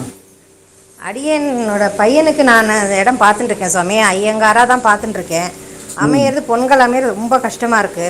சில பேர் பரவாயில்ல, பையன் ஆக்சுவலாக யூஎஸ்ல இருக்கான். யூஎஸ்ல இருக்கிற பையன் தானே, எனி பிராமின் பாரு, ஐயர் கூட பாரு அப்படின்னா என்ன தப்பு என்ன இருக்கு, அடுத்த ஜெனரேஷன் எப்படியா போகிறதோ தெரியலையேங்கிறா. நான் வந்து நம்ம சம்பிரதாயம் ஃபாலோ பண்ற பொண்ணு தான் வேணும் அப்படின்னு நினைக்கிறேன். அதுக்கு தேவதையோட அட்வைஸ் என்னது? தாராளமா பார்க்கலாம். ஏன்னா வெளி மனுஷோட பார்க்கலாம். ஏன்னா ஏன் அபால சம்பிரதாயத்தை கொண்டு வர முடியுமா முடியாதா? இப்ப ஒரு விஷயம் கேட்கிறேன். அது தெரியல சுவாமி. இந்த சம்பிரதாயத்தை இருக்கிறவாலே ஒரு நிமிஷம், இந்த சம்பிரதாயத்தை இருக்கிறவாலே அந்த சம்பிரதாயத்துக்கு விருப்பம் இல்லாம வெளில போயிட்டு என்ன பண்ண முடியும்? பண்ண முடியாது. அது ஒண்ணும் சொல்ல முடியாது. அதனால அது புரியுது சுவாமி. இப்போ நான் வேற தேவாந்திரம் ஆத்துல வச்சுக்கல, போக மாட்டேன், ரொம்ப இதா தான் இருக்கேன். ஒரு ஐயர் போன பாயிண்ட் வந்து நீ வந்து அது முருகர் பிள்ளையாரெல்லாம் செய்வேன்னா அது பண்ணக்கூடாதுன்னு நான் சொல்றதுக்கான அதிகாரம் இருக்குமா? மாட்டு போனா மட்டும் நீ குழந்தை என்ன சொல்றேன்னு கேட்காதா? அது தர்மப்படி ஆகுமா? முதல்ல நீங்க பேசி அதை நீங்க முதல்ல நீங்க பேசிக்கணும். அவட்ட நீங்க பேசிக்கணும். இந்த மாதிரி எங்களுடைய சம்பிரதாயம் இது அப்படின்னு நீங்க பேசிக்கணும். அது உங்களுடைய பிள்ளையாண்ட இருந்து பேசிக்கணும், அவர்கிட்டையும் பேசிக்கணும். அப்படித்தான் பண்ணணும், வேற வழி கிடையாது. ஏன்னா என்னைக்குமே மாற்று கருத்து வந்தாலே கொஞ்சம் சிரமமா தான் இருக்கும். அது வந்து அதுக்குண்டான பேச்சுவார்த்தை என்னவோ அந்த பேச்சுவார்த்தையை ஸ்மூத்தா பேசிட்டு இது நிலை இந்த நிலையோடு இருக்கும், இது நீங்க என்ன சொல்றீங்க ஏது சொல்றேன் அப்படின்னு தாராளமா பேசலாம். எந்த தவறும் கிடையாது, எந்த தவறும் கிடையாது. இன்னும் கேட்டா யஜ்ஞமூர்த்தி ஒரு அத்வைத்தி தான். அவர் தான் அருளாள பெருமானாரா வந்திருக்கார். நஞ்சியர் சார். ஹலோ, சொல்லுங்க சுவாமி, சொல்லுங்க சுவாமி. யஜ்ஞமூர்த்தி யாரோ பேசுறா. சொல்லுங்கம்மா. நமஸ்காரம். கொஞ்ச நேரம் முன்னாடி ஒரு மாமி கன்னிகா தானம்னு சொல்லி சொன்னாலே, அவ பொண்ணை என் பிள்ளைக்கு கொடுக்க முடியுமா? அவ நம்பர் எனக்கு தெரியல, என் பிள்ளைக்காக வரன்னு பார்த்துட்டு இருக்கேன். 2 நாளா எனக்கு ஒரே ஸ்ட்ரோக் வந்து போயிட்டு இருக்கு. ஆத்துல தான் இருக்கேன். கொஞ்ச நேரம் முன்னாடி தான் எனக்கு லிங்க் கிடைச்சது. கொஞ்சம் நெட்டு ப்ராப்ளம்னால காலையில இருந்து ஒரு மாதிரியா தான் இருக்கேன். அவனுக்காக தான், அந்த டென்ஷன் தான் மெயினா இருக்கு. பிபி ஹெவியா இருக்கு. அதான் கொஞ்சம் பேசுவாளா என்னோட? அந்த விஷயம் தான் இங்க பேசுறதுக்காக என்னன்னு, இது வந்து பஞ்சாங்க விஷயம் பேசிட்டு இருக்கோம். Okay okay. இல்ல, நான் ஹெட்போன் வேற போடாதீங்கன்ட்டா டாக்டர் வேற, அதனால தான் ஹெட்போன் இல்லாம பேசுறேன். அவனுக்கு பூச நட்சத்திரம். எனக்கு பெரிய நாட்டு பொண்ணு ஐயங்கார் தான். நாங்க ஸ்மார்ட்டா தான். நான் அந்த மாதிரி எந்த இதுவும் வந்து நினைக்கல. எனக்கு எதுவா இருந்தாலும் பரவாயில்லை, எங்க ஆட்டுக்காரும் எதுவா இருந்தாலும் பரவாயில்லன்னு சொல்லிட்டு 12 வருஷம் ஆச்சு பெரியவனுக்கு கல்யாணம் ஆகி. காஞ்சிபுரத்துல தான் இருக்காவா.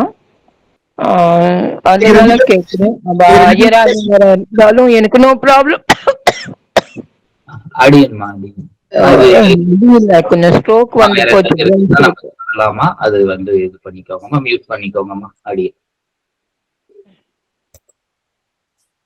எனக்கு புரியல. எனக்கு மியூட் பண்ணிக்கோங்கம்மா, மியூட் பண்ணிக்கோங்கம்மா. வேற யாருக்காவது டவுட் ஏதாவது இருந்ததுன்னா கேளுங்க. ஸ்ரீமதி ராமாஞ்சன். சுவாமி ஏதோ சொல்லிட்டு இருந்தேன், யஜ்ஞமூர்த்தி ஏதோ சொல்லிட்டு இருந்தேன் சுவாமி. அத்வைத்தி தான், நஞ்சியரும் அத்வைத்தி தான். அவரு வேற்று மதத்திலிருந்து தான் நம்ம சம்பிரதாயத்துக்கு வந்தார். அவர் ஒரு ஆச்சாரிய புருஷாவே இருக்காரு. அதனால எந்த தவறும் கிடையாது. மனசுதான் முக்கியம். அந்த மனசு வந்து இருந்துட்டன்னா சத்துவகுணத்தோடு இருக்கக்கூடிய ஒரு நிலை. விபீஷண ஆழ்வான்னு சொல்றோம், ராவணனை ஆழ்வான்னு சொல்றதுல. ஆனா விபீஷணம் ராவணன் 2 பேரும் ராட்சசன் தான். மனசு மாறி இருக்கு. அதனால விபீஷண ஆழ்வான்னு சொல்றோமோ, அந்த மாதிரி ஒரு மனசு மாற்றுவதற்கு உண்டான ஒரு வாய்ப்புகள் இருந்தா பேசிட்டு இருக்கோ. அந்த பேசிட்டே இருந்தா அதுக்கப்புறம் நீங்க தாராளமா பண்ணலாம். எந்த தவறும் கிடையாது, எந்த தவறும் கிடையாது. அடியேன் சாமி, தன்யவாதம்.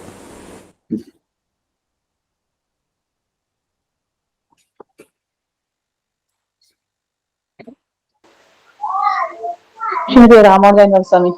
சொல்லுங்க சாமி, இப்போ வந்து வீடுகள்ல இப்ப பெரியவங்க எல்லாம் அன்ன ஊரணி வச்சு அரிசி வச்சு, வீட்டுல பெருமாள் மட்டும்தான் வச்சிருக்கோம், வேற எந்த தேவந்தனும் வைக்கல. ஆனா அன்ன ஊரணி வச்சு அரிசி வச்சு அது பழக்கமா கொண்டு வந்திருக்காங்க. அது என்ன, அது எப்படி சாமி? அது வந்து அது வச்சுக்கலாமா? இல்ல, நீங்க மறுபடியும் சொல்லுங்க. அது ஏதோ அரிசி வச்சுன்னு சொன்னீங்களே, அது எனக்கு சரியா புரியல. அன்னபூரணி சாமி வச்சு அரிசி வச்சு ரொம்ப நாளா அந்த பழக்கத்தை கொண்டு வந்துட்டாங்க வீட்டுல பெரியவங்க. இப்ப பூஜை ரூம்ல மத்த தெய்வங்கள் வைக்கல, பெருமாள், கிருஷ்ணர், ராமர் வச்சிருக்கோம். இப்ப அன்னபூரணியும் வச்சிருக்கோம். இது எப்படி வச்சுக்கிட்டே வரலாமா? இப்படி தொடர்ந்து எப்படி சம்பிரதாயத்துல அன்னம் பகுகுர்வீத அன்னன்ன நென்யாது, அன்னமே பகவான்னு சொல்லியிருக்கு, பகவானே அன்னம்னு சொல்லியிருக்கு. பகவான், அதனாலதான் நம்ம ததியாராதனை சொல்லிட்டு இருக்கோம். பகவானே அன்னம்னு சொல்லும் போது அதுக்கு இன்னொரு தேவதையை ஒரு கற்பனை பண்ணி இன்னொரு தேவத்தை கொண்டு வந்து வைக்க வேண்டிய விஷயம் இல்லை. அன்னமே பகவான், அன்னம் பகவான். அந்த அன்னத்தை பகவானா பாருன்னு சொல்லிருக்கு சாஸ்திரம் அப்படி சொல்றது. அந்த அன்னத்தை, அதனால்தான் அன்னத்தை நம்ம புரியத்துக்காக சொல்றேன். இந்த ஜெயஷ்டாபிஷேகம் பண்ண மறுநாளே அதுக்கப்புறம் அவ எல்லாருக்கும் இந்த இது பண்ணுவா. ஜேஷ்டாபிஷேகம் பண்ணனா எல்லா கவசம் காய்ச்சாத்திட்டு கலஞ்சிட்டு ஜேஷ்டாபிஷேகம் பண்ணி முடிச்சிருவா. அடுத்த நாள் என்னன்னா அண்ணன் அண்ணன் எல்லாம் தயாராதனை ஆகும், கோயிலே பூர்த்தியா தயாராதனை ஆகும், தயாராதனை ஆகும். அந்த தயாராதனை அன்னத்திலே பகவான் திருநாமத்திலாம் போட்டு பண்ணுவா. அப்ப பகவானே அண்ணனா இருக்கும்போது யாரோ ஒரு தேவதையை கொண்டு வந்து அங்க வைக்க வேண்டிய அவசியமே கிடையாது. பகவானே அன்னம், அந்த பகவானே அன்னமா வச்சுட்டு எந்த தவறும் கிடையாது. வேற எதுவும் தேவம் இருக்க வேண்டிய அவசியம் கிடையாது. நன்றி சாமி.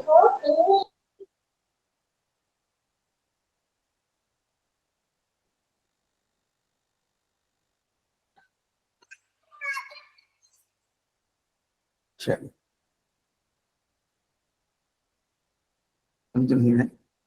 சுவாமி. அடியன் சுவாமி பூர்த்தி பண்ணிக்கலாம் சுவாமி. அடியன் சுவாமி பாக்யம். அடியேன் சுவாமி. ஸ்ரீமதே ராமானுஜாய நமக.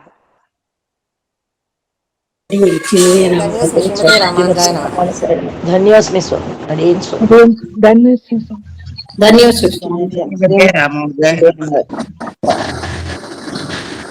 ஸ்ரீமதே ராமானுஜாய நமக. தன்யோஸ்மி. அடியேன் சுவாமி. ஸ்ரீமதே ராமானுஜாய அடியேன் திருச்சிகிருஷ்ணன் அடியேன் ராமானுஜதாஸ்.